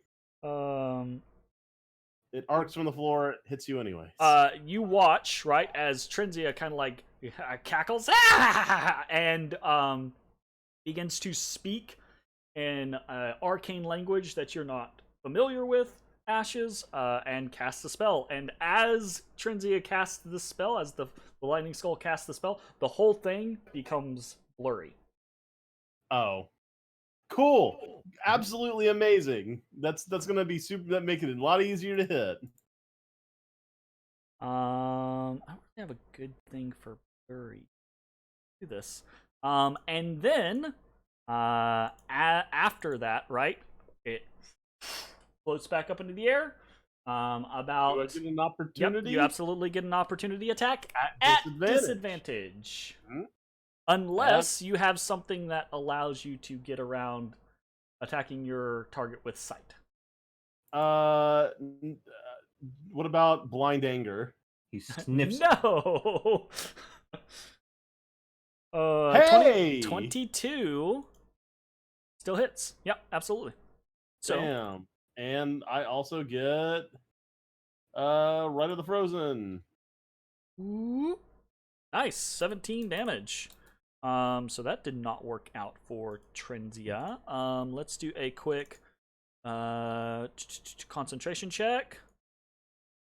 And just like that. Ooh. Sorry, that was not that was hidden. I apologize. It was a 7. So I won't Hey! I normally re-roll them when you guys cannot see them, but it failed, so I don't want to re-roll it and then succeed and be like, haha, fuck you guys. So it loses concentration as it flies up. So good job on that. You just crushed that spell. Great. Now it doesn't have blur, so I have an easier time hitting it when I can't reach it. It's about 30 feet up in the air now. So. Throw your Ezra, sword you're out. up. Should have had that maul and just launch it into the air. Just Pong. What's the plan, Stan? How's Ezra reacting to this, right? Like, do you think this is the first time Ezra's encountered that? I know Jake isn't. First time Jake's encountered that. Do you think, like, first time Ezra's encountered that? I'm questioning whether or not Ezra saw it. Oh, because he just fired it off and just turns around. Yeah, that's the thing I'm not... Sure. Or he would have seen enough of it to process that nothing happened. I imagine that Ezra is not so skittish that he fires off the spell and then it leaves line of sight before the spell even hits its target, right? You know, it's possible if that's the way he's so comfortable with the spell, he knows what it does. Sure. I think it makes it's sense. Like the guy that walks away as the fire as the explosion's about to happen. Well, better shoot more. Better shoot more magic missiles, I guess. No, I think in a it makes sense, right? Again, this is a matter of like how we're experiencing it and how we're interacting with it, right? Versus how it would happen if it was like a real life situation. And I firmly imagine that Ezra either would have seen what was going on or his allies would be yelling out to him, I don't think that did anything, Ezra! You know, shit like that, right? You guys aren't just like stoically all super quiet in a fight. I wouldn't imagine, you know? So, chill touch. 11 is no bueno. Whoosh. Does nothing. Bones is up. Oh, sorry, that's me.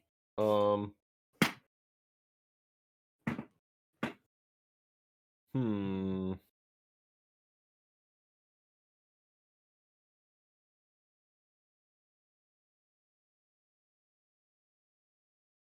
Okay. Okay. How high up is this guy? 30 feet.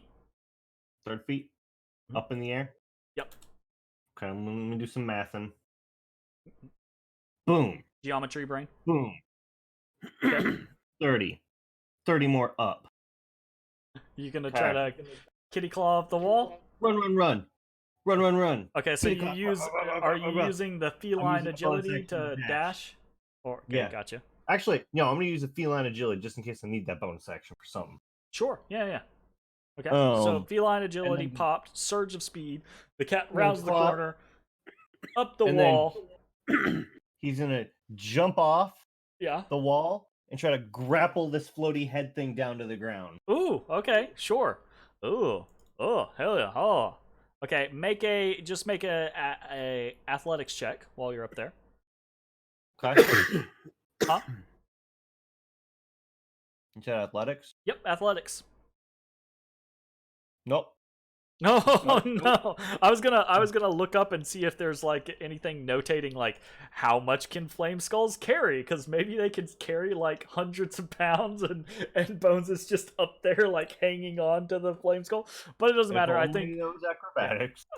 with now I'm gonna run because it's this is technically like a grapple check. I'm gonna roll the opposition, but yeah, it does not work. The lightning skull is able to kind of like out of the way.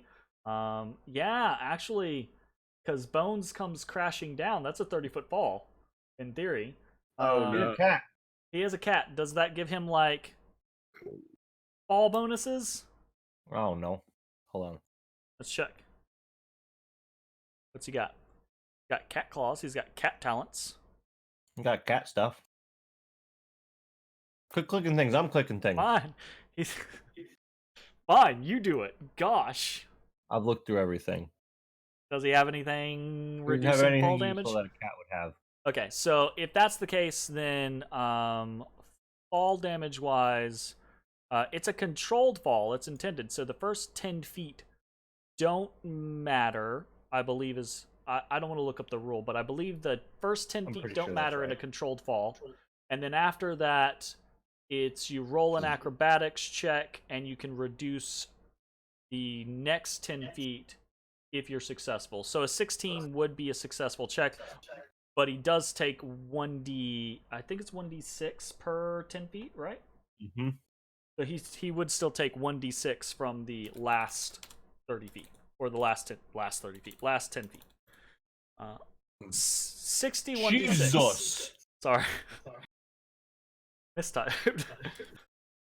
Wow. Bones hits the ground and just turns into tomato paste. Hey, have you ever seen like some of those glory kills from the new Doom series? Oh yeah, Just absolutely. splorch. So Bones misses, right, Trenzia, right? He leaps up, whoosh, tries to do the like cat grab in the air, doesn't quite catch. Still is a controlled fall, lands, takes a little bit of damage just because it's from such a height, but overall not too bad. And then it's back to ashes. That's going to be pretty unfortunate. Yeah, that's a little unfortunate. So this thing's 30 feet in the air, right? Yep. And you dropped your crossbow. Yeah, well, I mean, I'd have to load it, and I don't want to lose my right, so fuck it. So this is gonna take like some like meta shit, right? Because I don't think we'd have to be able to have this conversation. But if I use my action to help for the idea of throwing Bones back up in the air to hit the skull, would Bones be down for that? Or does Bones just want to pull out a bow that he maybe threw away Well, a long time ago? I think in theory, right, Ashes can very easily look over to Bones and kind of like do the pat his legs and like make the hand gesture of like, I'll throw you up, right? And then it's up to Bones when we get back around to Bones' turn. It's up to Bones whether at that point, because he could say yes now, but that might change when it gets back to him, right? Yeah. So Well, the thing is, I'm just not going to be able to do anything right now. So I think that's the best thing I could do with my turn, other than just leaving. gotcha. Fair enough. So which one do you want to do? You want to hold the action to throw Bones Already. up? Are you sneezing on me? Gross. No. Excuse you. No, Excuse you, good screw sir. it. I'm just gonna back out of the room for the time being. You can grab your. I mean, you can pick up your And crossbow yeah, I'll and grab my reload it. light crossbow as I run, stow it. Okay. Oh, you're gonna stow it. You're not gonna reload it. No, you can't reload a crossbow with one hand, and I don't want to lose my right. I mean, is there anything in the rules saying that you have to have two hands free to manipulate your crossbow?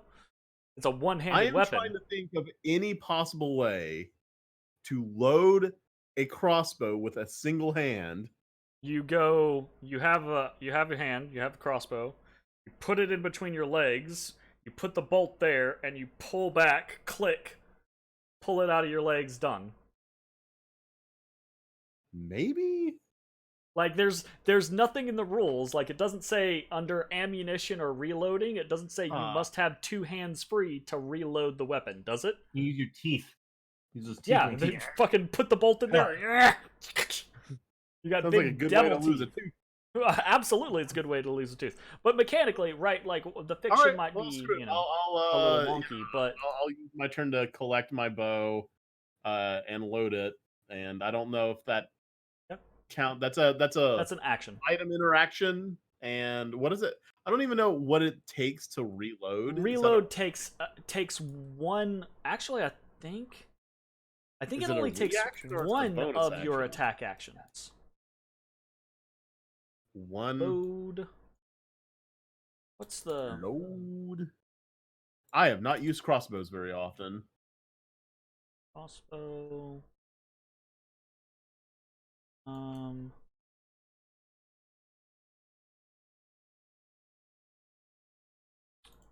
How are you doing in this main game? I have a simple question, and you got to make it complicated.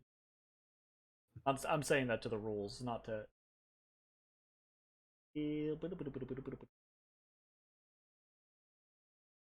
That's all under like equipment, isn't it? With munition, no. There.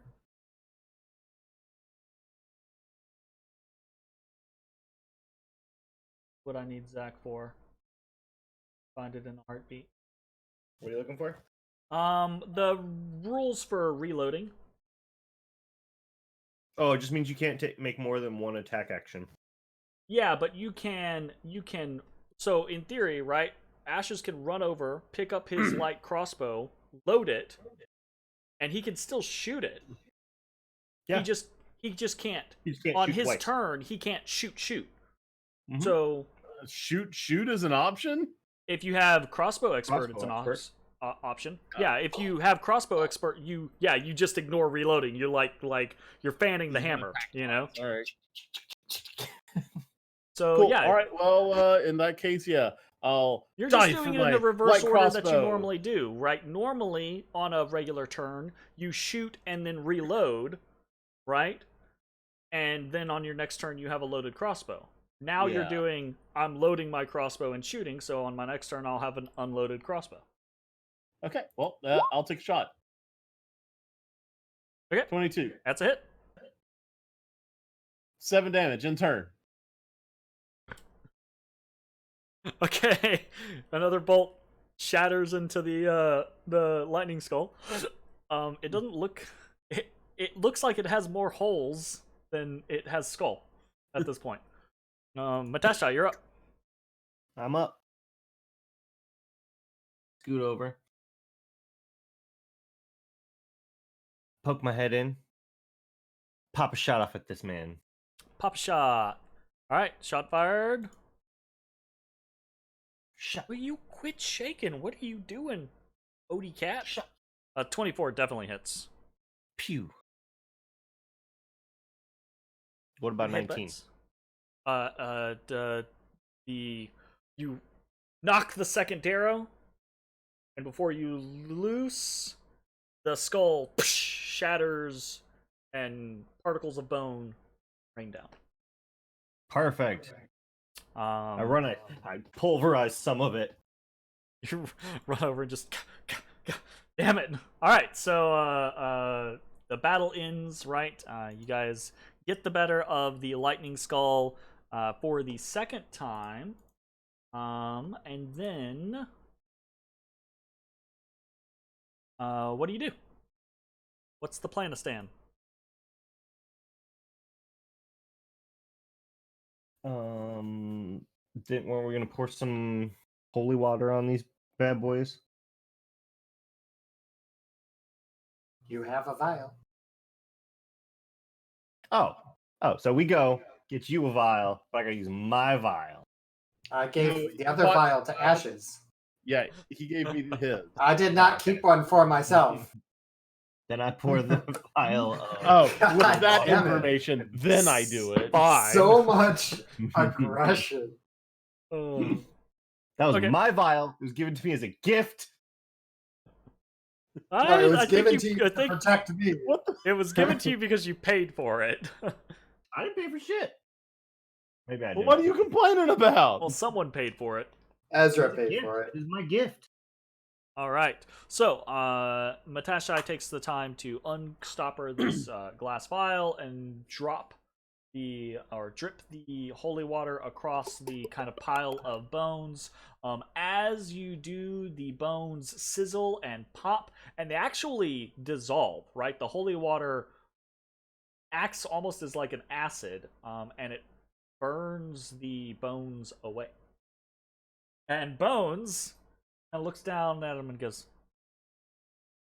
"Man, what a waste." I'll make sure they're all They're gone. They're not even. Yeah, All of them. they are outies. So, for fully resolving the Trenzia endless death room of lightning skulls, because she could have been here for 20 levels of this campaign. Like, anytime anyone came through here, unless someone I does can find something to fucking stop her people. from regenerating, she would have been around the entire time. So, you guys put a final rest to Trenzia, and you earned yourselves 600 experience. Dang. Jeremy, I set Bones back because I think you added after I added. Oh, I didn't Yeah. realize you had 600? added as well. Yeah, sorry. I had put it on there, so Gotcha. I'll just update his experience when I do mine. Fair enough. Go ahead and add his in, please, and thank you. All right, so a little bit closer to a new level and a little bit further into the dungeon, and a problem resolved, unpleasantly resolved, mind you, but resolved. What do you guys want to do Ow. now? Ow. Ow. Yeah, that Also, ow. that didn't go I think, perfectly. like, I all- think all Bones three of us will are pretty say ow as well, right? He'll be like, ow. All right, Um, let's hold on. Let me pull up the map. Did we find a safe room anywhere? You guys have No, rested not in this room really. before. Although the machines, like the pistons and the kind of like generators around on the sides of this room, seem to be a little bit more electrified than the last times you guys have come. With Trenzia's regeneration, she has taken to recharging the room. So Huh. are you looking to like try to short rest or something? Is that the plan? I mean, kinda, I guess. Okay. Well, we can either short rest or I can use the staff. But I will say the staff's more useful to keep if we get I was into gonna a say, yeah, situation. Bones would chime in and say the staff we can use during stuff, but we can't rest during stuff.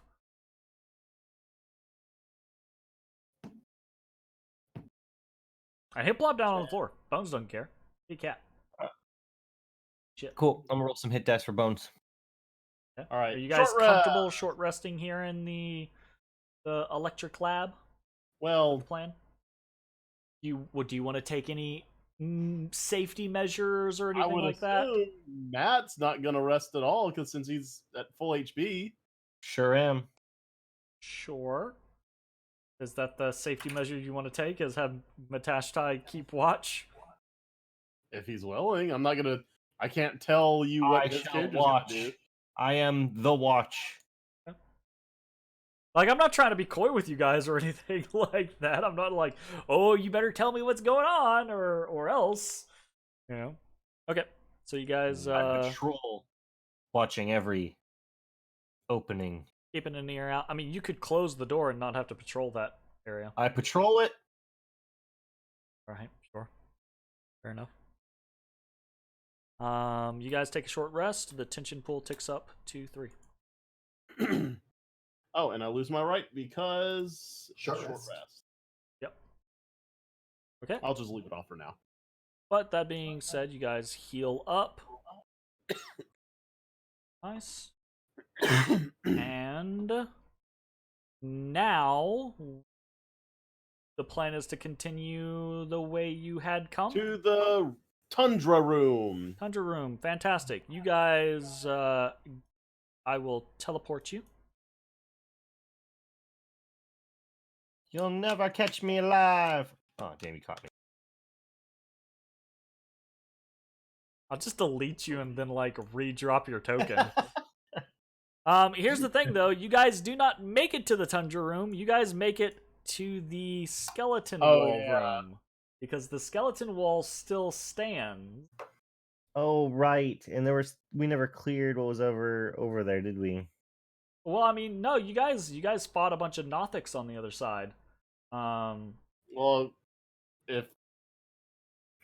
but the wall still stands. That was a few days ago, so. Well, sure.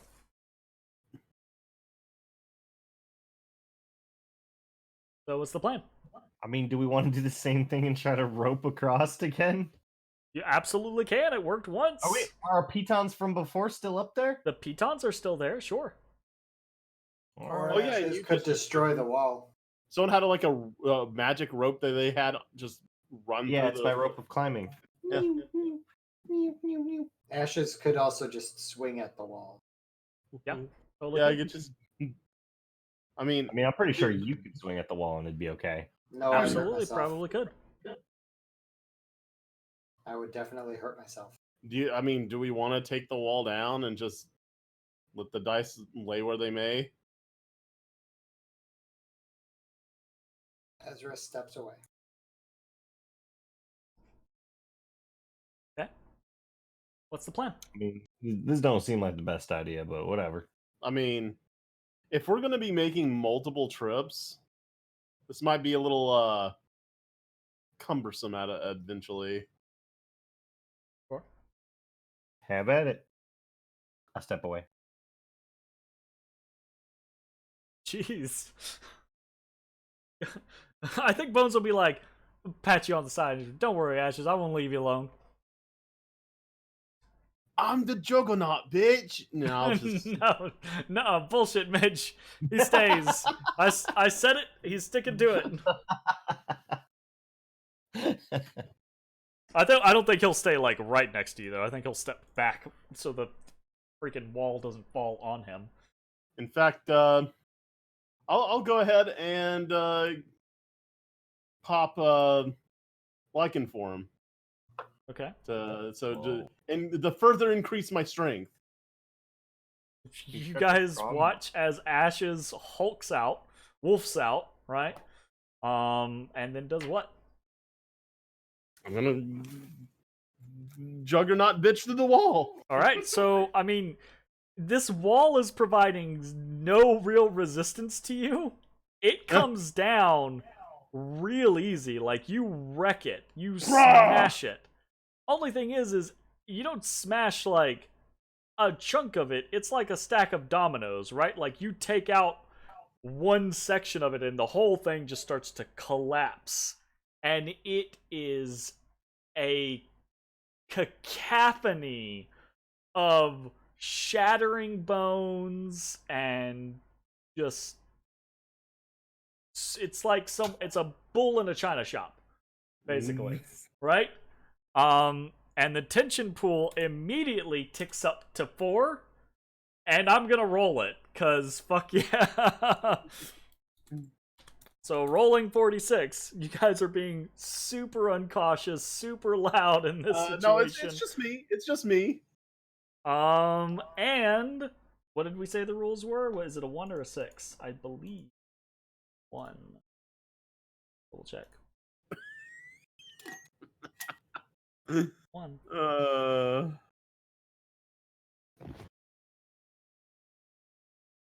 Got that.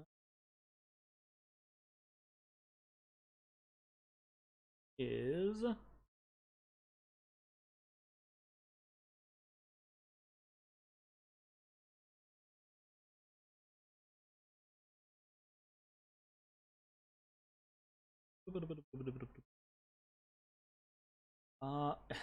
and amusingly, it does not say in the copy pasta. It does not say whether it's a 1 or a 6. Of course. All right, let's just decide now. What do you guys want it to be? Do you want it to be a 1 or a 6? Going forward, this is for the rest of forever. 1 or a 6. It makes more sense to me that a 1 would be it. 1 is bad. 6. Okay, Ezra votes 6. Jay, your tiebreaker. I rolled for it, so Okay, well that's fine. Jay, you can straight tiebreak or you can roll for it. Which would you prefer? I'm gonna edit it in the thing too. So. I don't want bad things to happen. So 6. 6. Okay, fine. I'll take that. All right, so it's a 6 going forward. I'm editing it right now. I think we've talked about this before. We have said one way or the other. I absolutely I'm pretty know sure that we said have, 6. but I don't. Yeah, I know that we have discussed it. I know it has come up, but I don't remember what the determination was. So this time, I'm going to make the edit in the actual copy pasta. If only there was a way that we could go back and listen. I mean, we could, but do you remember which episode it was and at what timestamp? It's not my job. Fuck you. Wow. We got 28. Wow. We got 28 3-hour episodes. I'm not watching through that to find out whether it's a 1 or a 6. It's definitely not from. It's not from the last 2 episodes. I know that. Yeah. It's not from the first 2 episodes. I know that. Everything else in the middle, I don't fucking know. I don't feel like we hit the dungeon that quickly. We didn't. And I didn't introduce the tension pool until probably post 10 or so. Yeah. Of We were fairly 6. into level 1 before you did. And counter happened. Yep, so that is edited in the pinned message now. So going forward on a roll of a 6, an encounter happens. Perfect. All right. So there is this huge mess of noise, right? And there's a moment, right, where you're all like, "Oh shit!" Right? Like we knew it was gonna be loud, but we didn't know it was gonna be that loud. Holy It's shit. like and you're all like waiting for something to come around a corner or sniffing down a hall, and it doesn't. And at that point, there's a bunch of rubble here, right? But you guys can clear a path easily enough to be able to walk through without, causing too much. So, now, where would you like to go? To the cold room? Is that still the plan?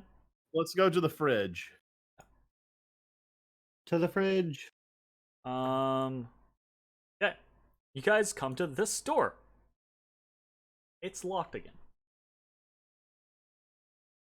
I'm sorry? Arcane lock. Yeah, this door is locked again. Oh. Ezra pulls out a magical key that he's been holding on to for a very long time. A very long time, yeah. This key has seen some use. He is going to attempt to unlock the door. Okay. Roll a 1d100. I'm so happy. The door. Oh. Oh, no, you rolled 100. You got I was me really too. excited. I for a was about to be second. like, okay, I guess it unlocks.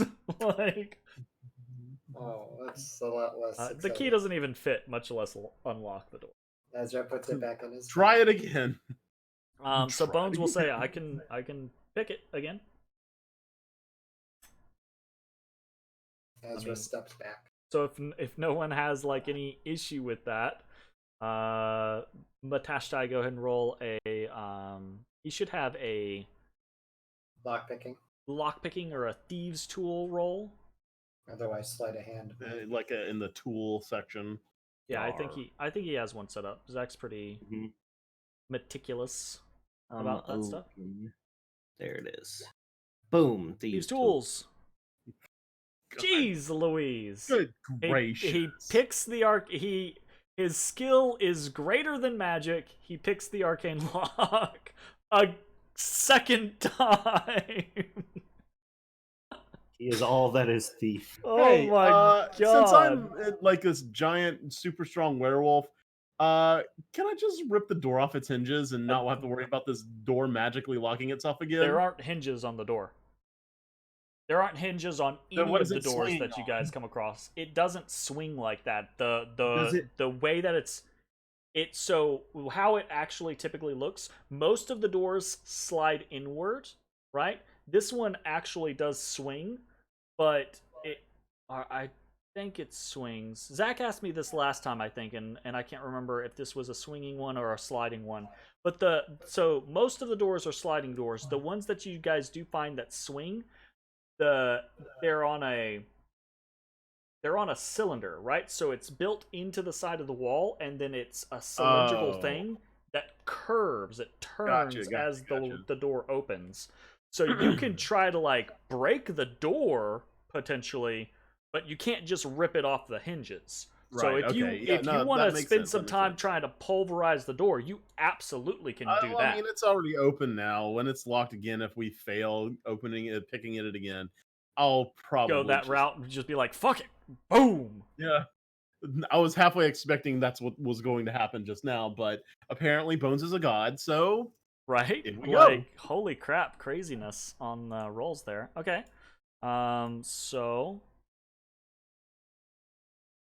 the X mark on these guys is still here. Anyways, if you guys are heading to the cold room, you all come out into the hallway, and then you head south to where the bodies of the rust monsters still are. Okay. And then you head west. Correct. And then you are at the cold hall. We made it. I don my parka. And it's fucking freezing. You know, just like it was last time. Did you There's a I'm flurry already of snow good. coming down. Because not only do I have a parka, but I also have my own set of fur. But I mean, yeah, I guess. Bones has always had his own set of fur, though. Yeah, well, it's an Yeah, well, option. he's a cat and I'm a dog. Shut off. up. You shut up. God, I'm going. All right. So I'm assuming everyone dons their winter gear and heads northward into the hallway. We do. Okie dokie then. Travel further and further down the hall, and as you do, it gets more and more bitterly cold. Fortunately, you guys are wearing gear that allows you to not have to worry about this for a brief duration. You all are well aware that if you were to stay, these are like, by the time you guys get to the end of this hall, it's full on blizzard mode, right? You're well aware that if you stay is it loud? Can we hear each other talk? Is it? Well, there's it's not loud because there's no wind, right? There's just the freezing temperature and the flurry of snow. It doesn't seem to be, there's no wind pushing the snow, there's no wind howling or anything like that. So, but All right. make it to the door. What do you want to do? Punch open the door. Punch open the Alright. door. Fantastic. Roll an athletics check for punching the door. I don't actually want to punch it. Okay. You want to open the door. Yes, I would like to just open it.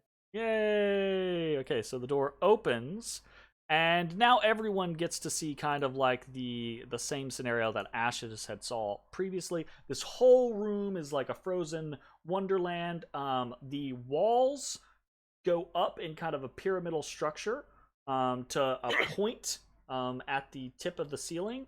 And then on the north wall, there is a very large dwarven rune that is glowing there. I think, is Bones the person that speaks Dwarven? Yes. Yeah. Of course. All right. Bones will look up at it and kind of like remembering the scenario that had happened previously, right, where Ashes had tried to draw the symbol unsuccessful, right? Bones just points at it and goes, "Oh, that means cold. That's the dwarven word for cold. This is a cold storage. It's just cold." So when I was saying it was a fridge, it's literally a fridge. Well, Bones says, "I don't know. Is there anything in here?" This is the first time I'm really like kind of looking it over. Is there? There are little mounds in here, right? Not like blocks or chunks or barrels or boxes or things like that, but there are like these. So the floor is kind of like this. It's slicked over stone, right? It's like iced over stone. You kind of have to be careful about your footing. You gotta be very ginger so you don't just slip and bust your ass, right? But there's these little mounds, like 3 or 4 of them, spaced around the room. Not high. They don't even come up to like your knee or anything like that. But they just look like frozen over dirt mounds or something like that. You can't really tell what they are because it's really dark in here, right? One, and it's just dark, iced over substance. All right, I'll go up to a mound Or and substance. I'll dig it up. You start digging it up. So throwing like snow between my legs, like just. So you like your claws meet ice, right? And you start to hack through what is apparently cloth that is covering frozen, primarily like meats, but also like it looks like freeze dried food. A freezer. All right. So we bought parkas to check out a fridge. Well, I mean, it's literally winter in Waterdeep. You guys should have bought parkas just to be in Waterdeep. You bought parkas for Howdown. How about that? That doesn't sound right. So I want to go up to the like wall where it says cold, and is there just like anything else around outside, like a little bit more like smaller, detailed, anything outside of just these obvious mounds? Oh, like in the room or around the? Yeah. Well, I mean, I see there's like this little light source here. Is that's actually anything? That's the rune itself. It's glowing like this very faint bluish. Is it radiating cold? Like, is it the word that's providing the temperature? It absolutely. You're right up next to it. This is the coldest fucking spot that you've been in so far. So cold that you feel like your bones are gonna break. All right, I'll back away from that. I'll get away from that. Well, screw it. We've come all the way out here. I want to check all the other piles. See if it's just. You start digging through the other piles. It's mostly the same. There are occasionally like small chunks of other stuff, right? But it all seems to be organic matter. Some of the stuff you can't really identify. There's one pile that's half of it is kind of this goopy. Well, it's not goopy because it's frozen solid, but it's like it looks like if you took tar and froze it. Cool. All right, and you have no fucking clue what it is. So. Is it just a block of? Is it in anything? Well, there's a bunch of chunks of it. It's not like one big mass. It's a bunch of like fist-sized, weird-shaped chunks, and they make up about half of one of these mounds, and the other half is meats and veggies and stuff like that, or frozen. All right, guys, it's nothing. My bad. Hey, look! There's a bunch of parkas in here. We got something out of it. Really cool. Let's go. Ezra pushes out with his elemental abilities to see if he can detect if the rune is also where the winds are coming from and the storm creation, all of those weird things, aside from just it being a source of cold. Gotcha. Or if that's coming from something else. You roll an Arcana for me.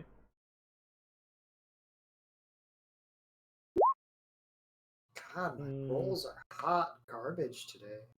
I mean, it makes sense. It makes like logical sense, but you're not able to find anything by just like throwing your presence out, right? There's nothing that just clicks or syncs up or anything like that. I mean, if you wanted to like actually try to like detect magic or do something like that, then maybe you could find an answer, but it seems logical. Like the trail that you're on makes sense, but it's a matter of whether or not you want to confirm it or not.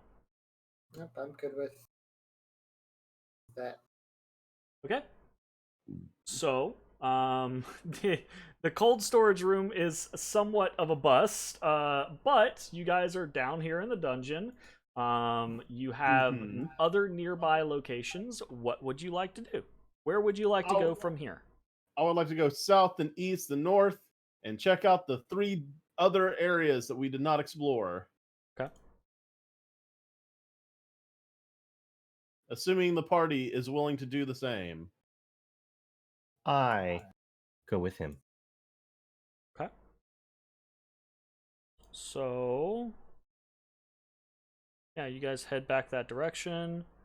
You can navigate yourselves there if you would like.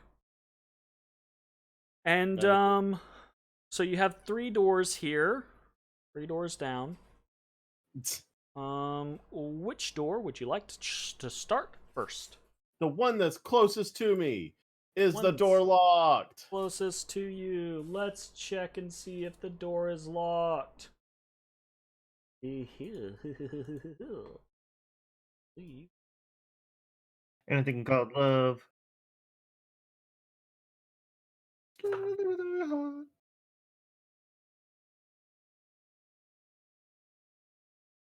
What about? Oh, okay. So there is actually something. The door to this room has a mural painted on the outside of it. Though it is quite faded, you are able to make out what depicts a squid-like creature descending on an unsuspecting dwarf who is admiring a gleaming gemstone. So it's just like a little dwarf character, and he's got like this gemstone that he's staring at, and there's this squid like descending down upon him from above. It doesn't Put my look ear like to the door. illithid, does it? No, it looks like a squid. Like you got a bunch of different tentacles all over the place. It's not a man with tentacles. It's full on like. Figured I'd double check real quick. I mean, it's a valid verification to seek. Ear to door. Any noises? Roll a perception check for me. I get advantage because I'm using hearing. Okay. Perception. advantage. What is this? What's this? What's this? It's a shitty roll. What's this? What's this? I Still a shitty roll. think we are active here. You hear a lot of nada from the other side.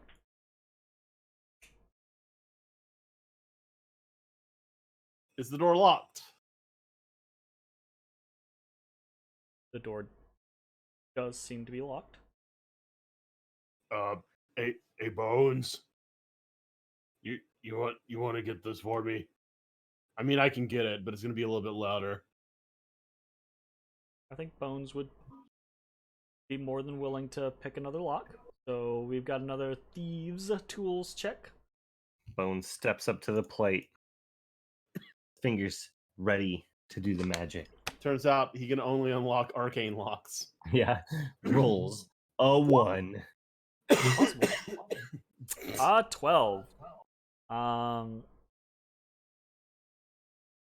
Isn't the lowest he can roll like a 17 for that? He doesn't have reliable talent yet or anything. Wait a minute. But if you rolled a 5, yeah, Yeah, that's right. Okay, that's right.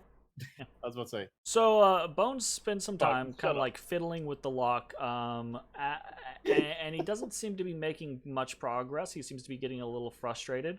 And you Me actually too.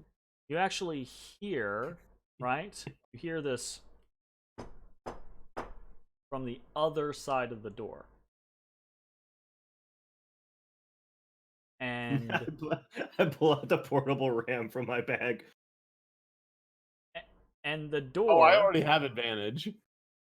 But it adds Bones- a +1. Bones is not like Bones doesn't succeed in opening the door, right?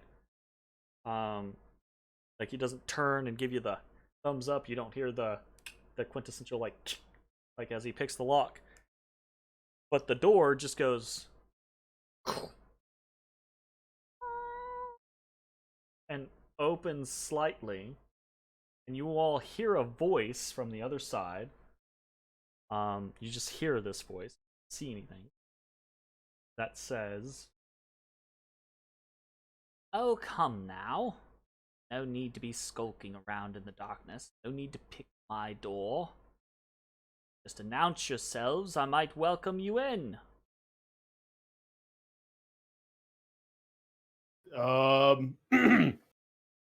We're a party of adventurers exploring the dungeon. We weren't expecting to find somebody's abode. New dungeon, who dis? New dungeon, who dis? Oh, not expecting. What, you think everything's down here is just monsters and mayhem? I literally look over my shoulder to see a pile of dead Nothics.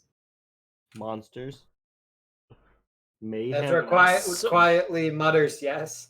So there's the door is cracked, right?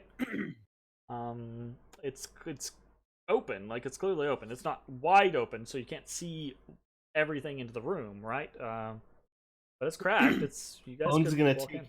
take. Is the new dagger shiny? Can you see things off of it? No, like, it doesn't like emit light. reflections? No, it's He shiny. doesn't have any in a- metal, so he wouldn't be able to do that. Never mind. Bones is useless in this situation. So, the voice goes, "Well, adventurers, come in, come in. Though I would caution you,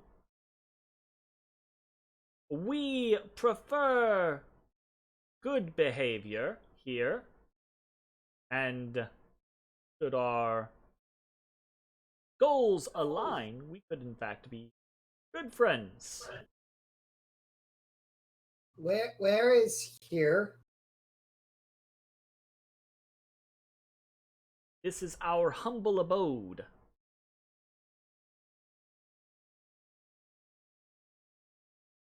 I'll go ahead. I and call push it my the- base de resistance. You say our.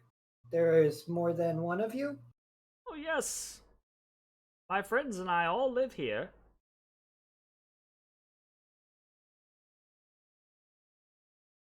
Are your friends home? Oh, yes, they're home. Wait.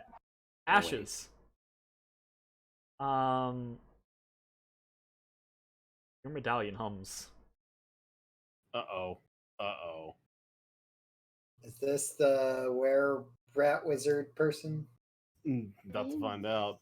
I'll go ahead and push the door the rest of the way open, but not actually come in yet. The door opens the rest of the way. And I will tell you all what you see. You see Oh. a number of things. You see An empty chamber. within the door, you see a wooden table sits in the center of the room. One end splintered, as if it had previously been bashed against. Upon the table sits an arrangement of loose stones placed together to form rough shapes. The room has a powerful fragrance of cloves, but there is an underlying sourness to the air. And then I think, because this is the way things work, you can see the chamber. There's a short hall letting out into another chamber to the south. And you can see in that chamber, you can see there are cots, there are people. Some of them are sitting relaxed, some of them are standing up, kind of like assessing the situation. And then the voice speaks again, right? Says, "Oh, don't be shy. Come in. We don't bite often." The voice comes from nowhere. You see no one speaking to you. I'll look back at the party and then I'll step in. Okay. Bones walks in, Sure. starts looking around. Matt takes a step in. Okay. Well, Ezra. Nope. no. You hear a voice that says, "Pardon me, young man, the one in the doorway. Would you mind moving? We prefer to keep the doors closed here. Sometimes things wander around." You'll forgive me if I don't feel comfortable with locking us in here with you. "I'm terribly sorry, but you don't have much of a choice. This is our home. You can abide by our rules or you can leave. I have no intention of coming to any altercation with you. But we also don't wish to invite any wandering beasts into our lovely chamber."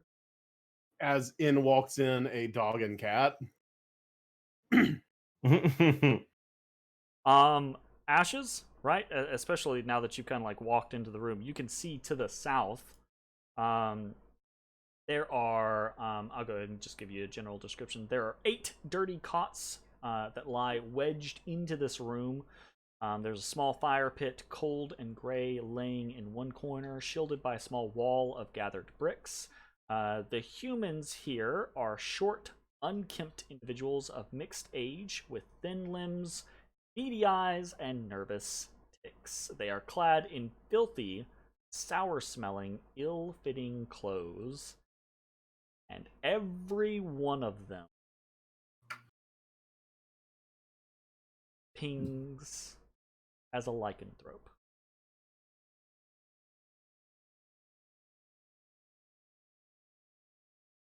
One of them stands at the front, kind of like making themselves the de facto person right there, the leader standing at their head. Seems to be a middle-aged woman with a heavy jaw, tousled, mousy hair, and a mean look in her eyes. And then the voice continues. Not her voice. The more you hear it, the more you can tell it's coming from the room that you are in. Right. Okay? It says, I'm waiting.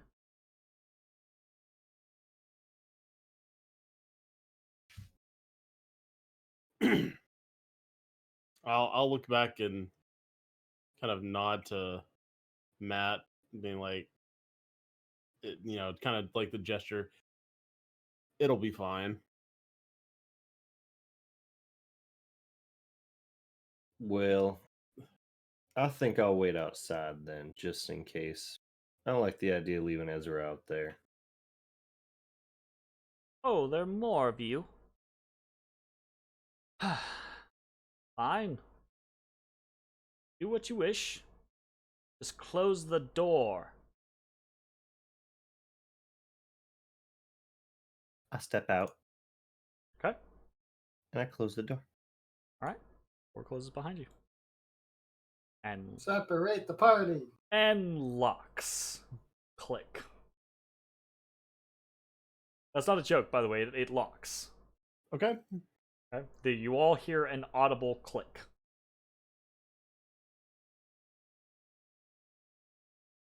Okay?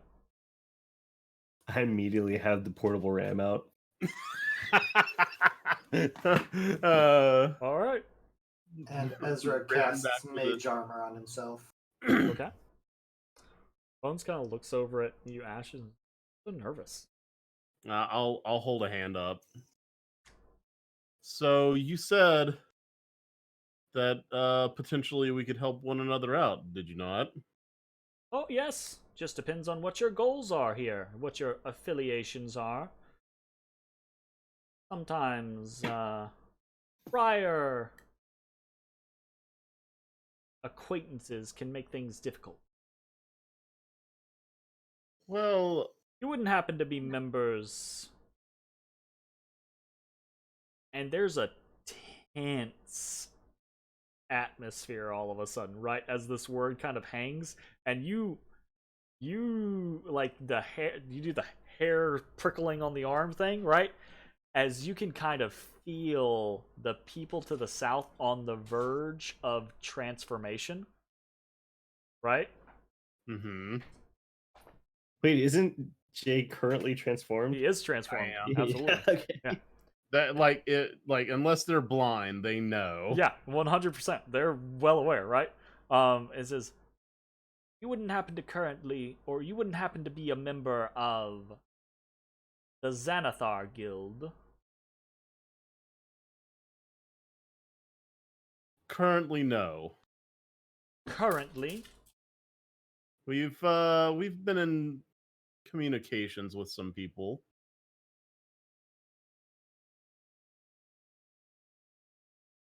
We actually have a few jobs we're looking at.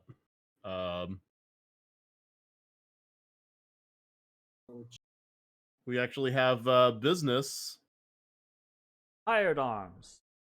Fine. As long as you have no Right. real ties. Acceptable, I understand. Free agents such as yourself. Taking coin where possible. I mean, you got it. You said you had some current. Yes, we have business with someone I think you might actually be well acquainted with. Oh. Interesting. Do tell. I don't mean to jump to conclusions, but do you know wow, that Do you No. know? Do you I know? don't know where that came from. Do you know a sorcerer by the name of Rizaril?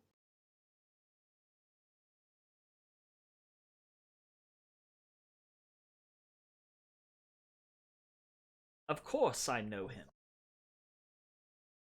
He is I. I am he. Right. You're sent here to kill me, is that it? Not exactly. Ah, it I've been never asked gets to old. retrieve a key. A key. A key. A key. A key! Thank you for knowing where I'm going. Oh, yeah. He says, You can't get eyes maze past me. The key. Oh, I'd forgotten the silly thing. Ah. Ah, yes, well.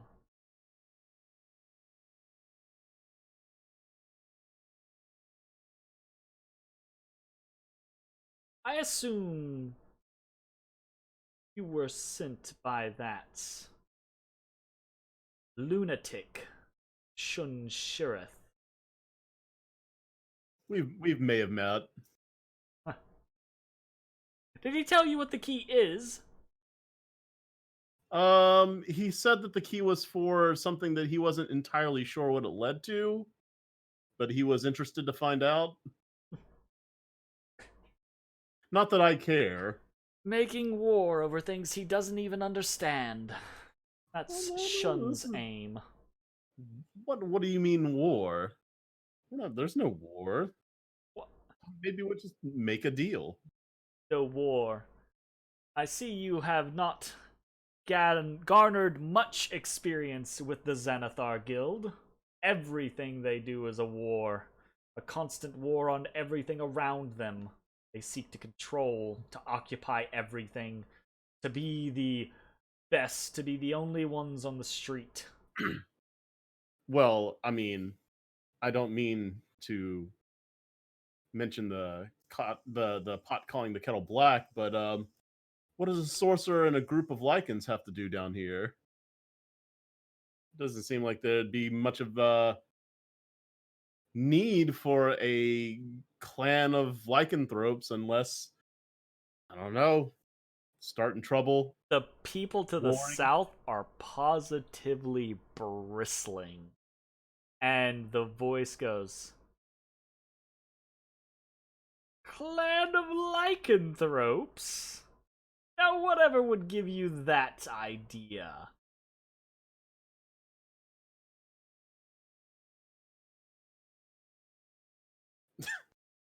Oh, I'm sorry. I must have been mistaken. That it's clearly not the case. I'm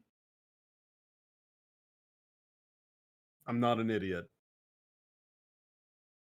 When said you are. Oh yes, you wear the trappings. But what does that mean? Special somehow? Smell your kind? Is that it? In a manner of speaking, yes. How very interesting. Ah. Well then.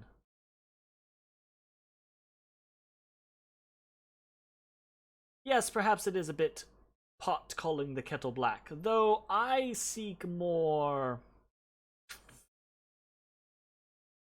Well, let's just say selfish reasons for being here.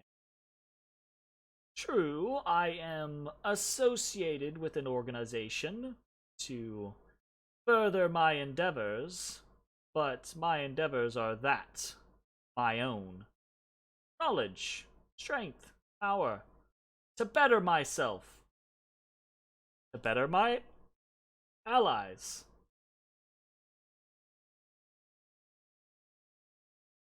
Right. But the Xanathar could kill every member that you've come across. The guild doesn't care. They're insane. They're madmen. Bugbears and goblins as pack mules and slaves. They're led by a beholder. A mindless, insane creature. I mean, he's not wrong. Like none of that's incorrect. Well, And I mean, you would team up with them. we have no alliances. I got a job. I was Ah. looking for a key. Is there a reason this key is important to you? The key. It is not overly important to me, except for the interest that it may one day pose. I Do you know believe what it leads to? Do you know what the key gives you access to? I believe I do. And I might even share that information with you. But not for free.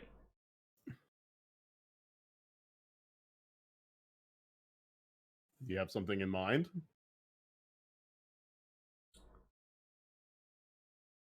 Well, truthfully,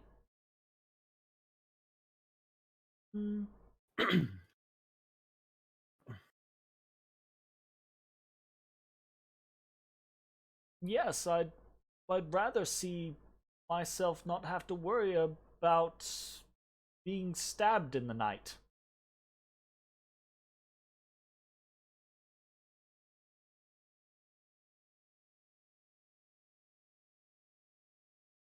I would say that I want you to kill Shunshurith. Clear out his outpost, which to my understanding right now is the last remaining one on this level. Yeah, that sounds that tracks. Well, I would have to speak with the rest of my party who's on the other side of the door before I could agree to anything. I'll say, oh, I understand completely.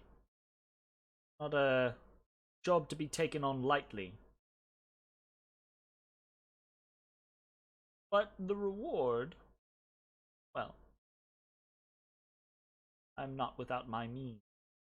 Both material and informational.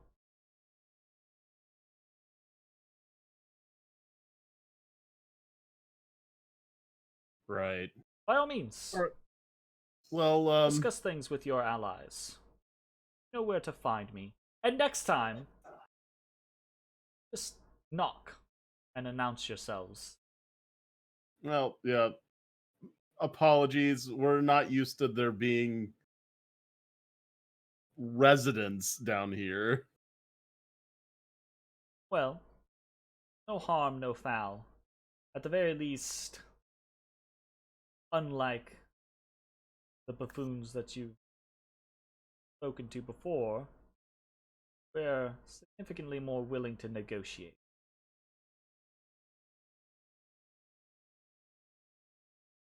Well, I'll speak with my friends, and once we've talked it over, maybe we'll come finish this conversation. Sound good? You hear a click. Okay. The door unlocks. I'll grab Bones and get out. Okay. All right. There you don't get a legit reply. Rizaril allows you to leave. So I wasn't door? able to get like a bead on what, like, oh, I'll just wait till we're together. Sure. Go ahead. All right, I'll open the door. Okay. Door opens. Matt is standing on the other side of the door with a portable ram. Whoa! Put it away. Okay. All right, let's Do not walk. break down my door. As I said, knock and announce yourselves. Be gone. I have matters to attend to. Let's step over here, out of earshot of the door. All right. Bones exits the room and the door closes behind him. And clicks. Locked. Okay. All right. You guys group up and take her away. So, this was our man Rizariel that Shun asked us to find and take care of. And they've made a counteroffer to kill Shun instead. Who's Shin again? He is The the half spider. Xanathar, half spider, half drow Oh, okay. that asked us to retrieve a key from Rizariel. Now, I couldn't get a bead on what he actually wanted or what he was using his lichens for. What I, I mean, can you say didn't really is I don't ask like it. him specifics on those things. I mean, You made a broad general statement of what Yeah, would it a was clan a- of it was lichens a- be down here doing, and he's like, okay, well, yeah. Liking things. Well, he Lichens. said looking for ways to increase his power and wealth and capabilities, and ways to make himself and his allies' lives better. Yeah, but he wasn't like so that we could eventually take over the surface. Ka-ka-ka! Ashes is so paranoid about that, about the lichen uprising, Yeah, he is. the spread He of has- the fucking the curse. Yeah, he was really, really fighting, not just going like, all right, nope, I'm breaking this up. Oh, let's just murder a bunch of people. No, it wasn't. Did I? You Did thought I? about it. He thought about it pretty heavily, apparently. Yeah, but we all think about a bunch of things that we don't actually act. How many times have you fantasized about something you know you're actually not going to do Touche. or didn't do? Huh? I do everything. I do all the things. Right. Okay. Cool. And fuck you. Oh, okay, cool. Okay, fine. Alright, so back to the conversation at hand.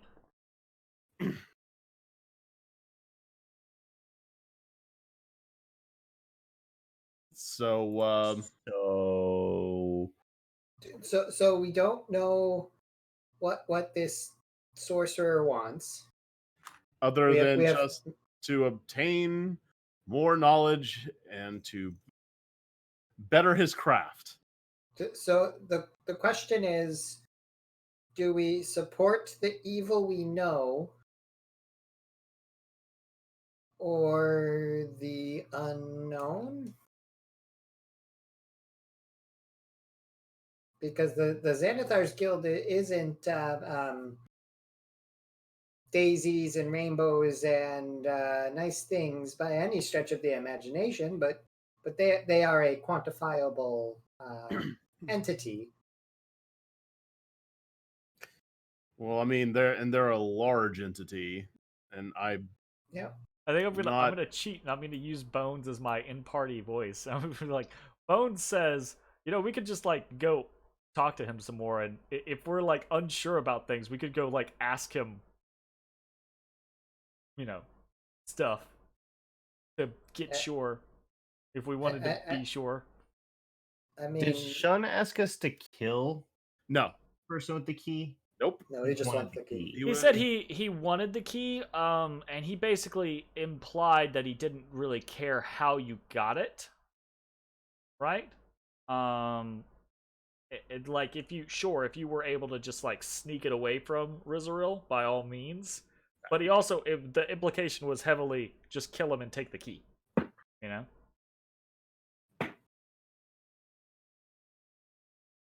Okay. It's But really it wasn't hard. like a requirement for the mission.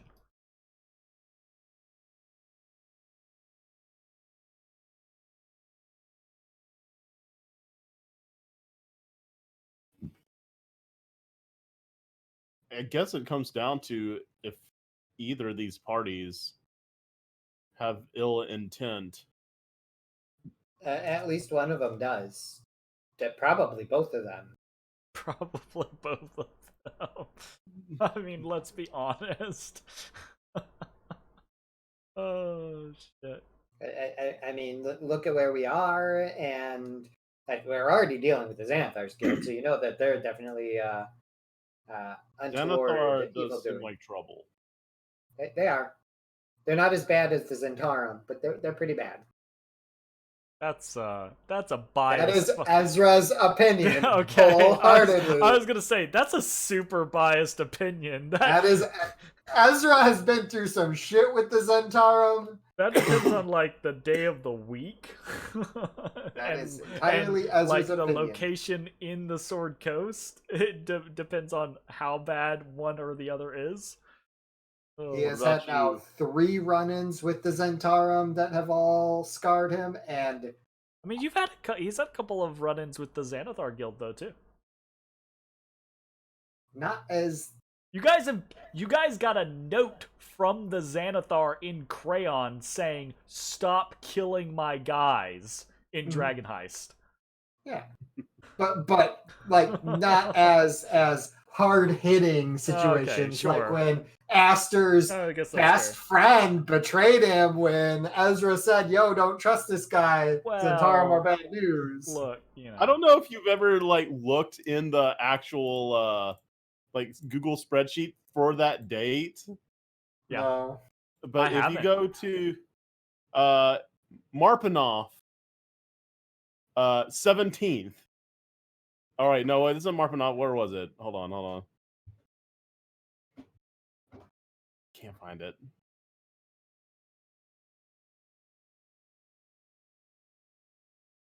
Shit. It would've been Oh, there it was. late. It's Elaine 30th. You were right, Jake. God. Oh, really? Yeah. Aster caught by his Zent friend that Ezra told him he shouldn't have had like the entire campaign. You were right, in all caps. You were right, Jake. God. Maybe I need to look at this document every once in Jay a while. he's done a good job. You guys actually should probably jump in here on occasion and see the notes that he takes. It's pretty fun.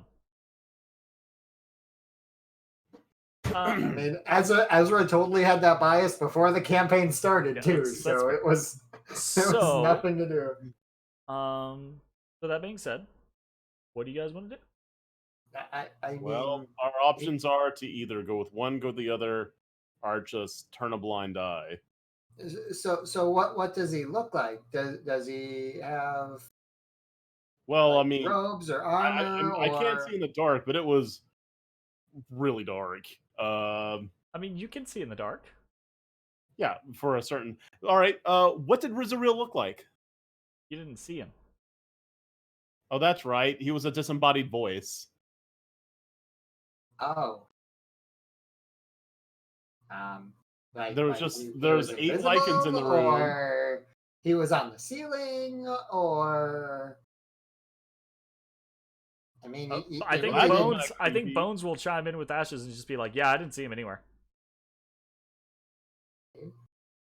Like, we were in an empty room where we heard the voice, and then in an Well, it wasn't adjacent an empty room. room. Like the room was Yeah, furnished. it had table. It's good. There's a table- table in there. There were like chairs in the corners and things like that. You know.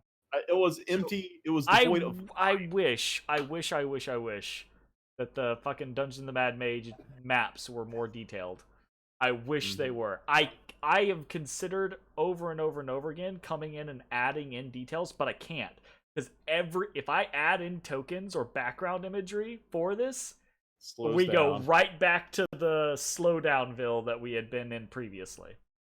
Slowdownville. Yeah. Look, Well, what about you, Matt? What are you feeling? So let me get this straight. So Shun wanted us to get this key, bring it to him. To unlock some unknown treasure hoard or something. We don't even know what Say it was a treasure hoard. Don't know what it is. If it's a Okay. treasure hoard or not. Opens a thing. Opens a thing. This guy has Yep. the key. He has the key. This guy will give us the key if we kill Shun. That is. No. He didn't know. He didn't say that specifically. He actually said he'd didn't give you say information. what he would reward you with. Yeah. And you didn't ask further. Well, I mean, I wanted to talk to the party Sure. before we Absolutely. got into the nitty gritty. Well, I guess why do we want this key? I mean, that's just some money from Shar. Shun Shar. Shun Sharaf. Zazar. Shim shim shibber shibber. Getting That more sounds like syllables every ashes. time. Shun Sharan. Shun Sharaf. Shun Shurith. Sharan. But I think Bones will look over at you, Matashtai, and he'll be like, I don't know. it's I feel like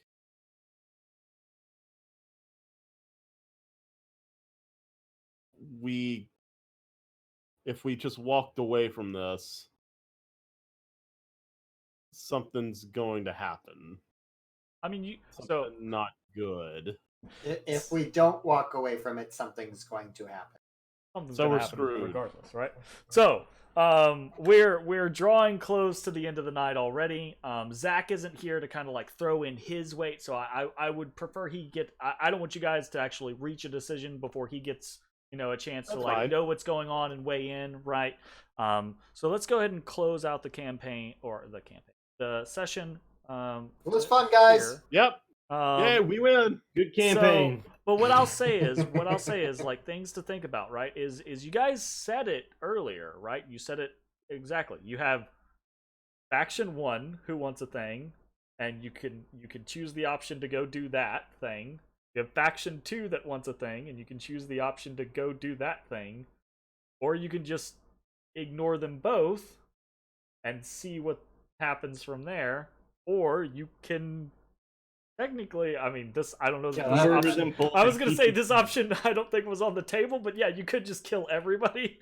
Right? Hell yeah. Oh, Scorched Earth. Let's Jake go. was thinking it. Ezra wasn't. Right. Scorched So those are the options that are really on the table as you guys kind of like go over this and think about like why would we do this one thing for this people? Why would we do this other thing for these people, etc.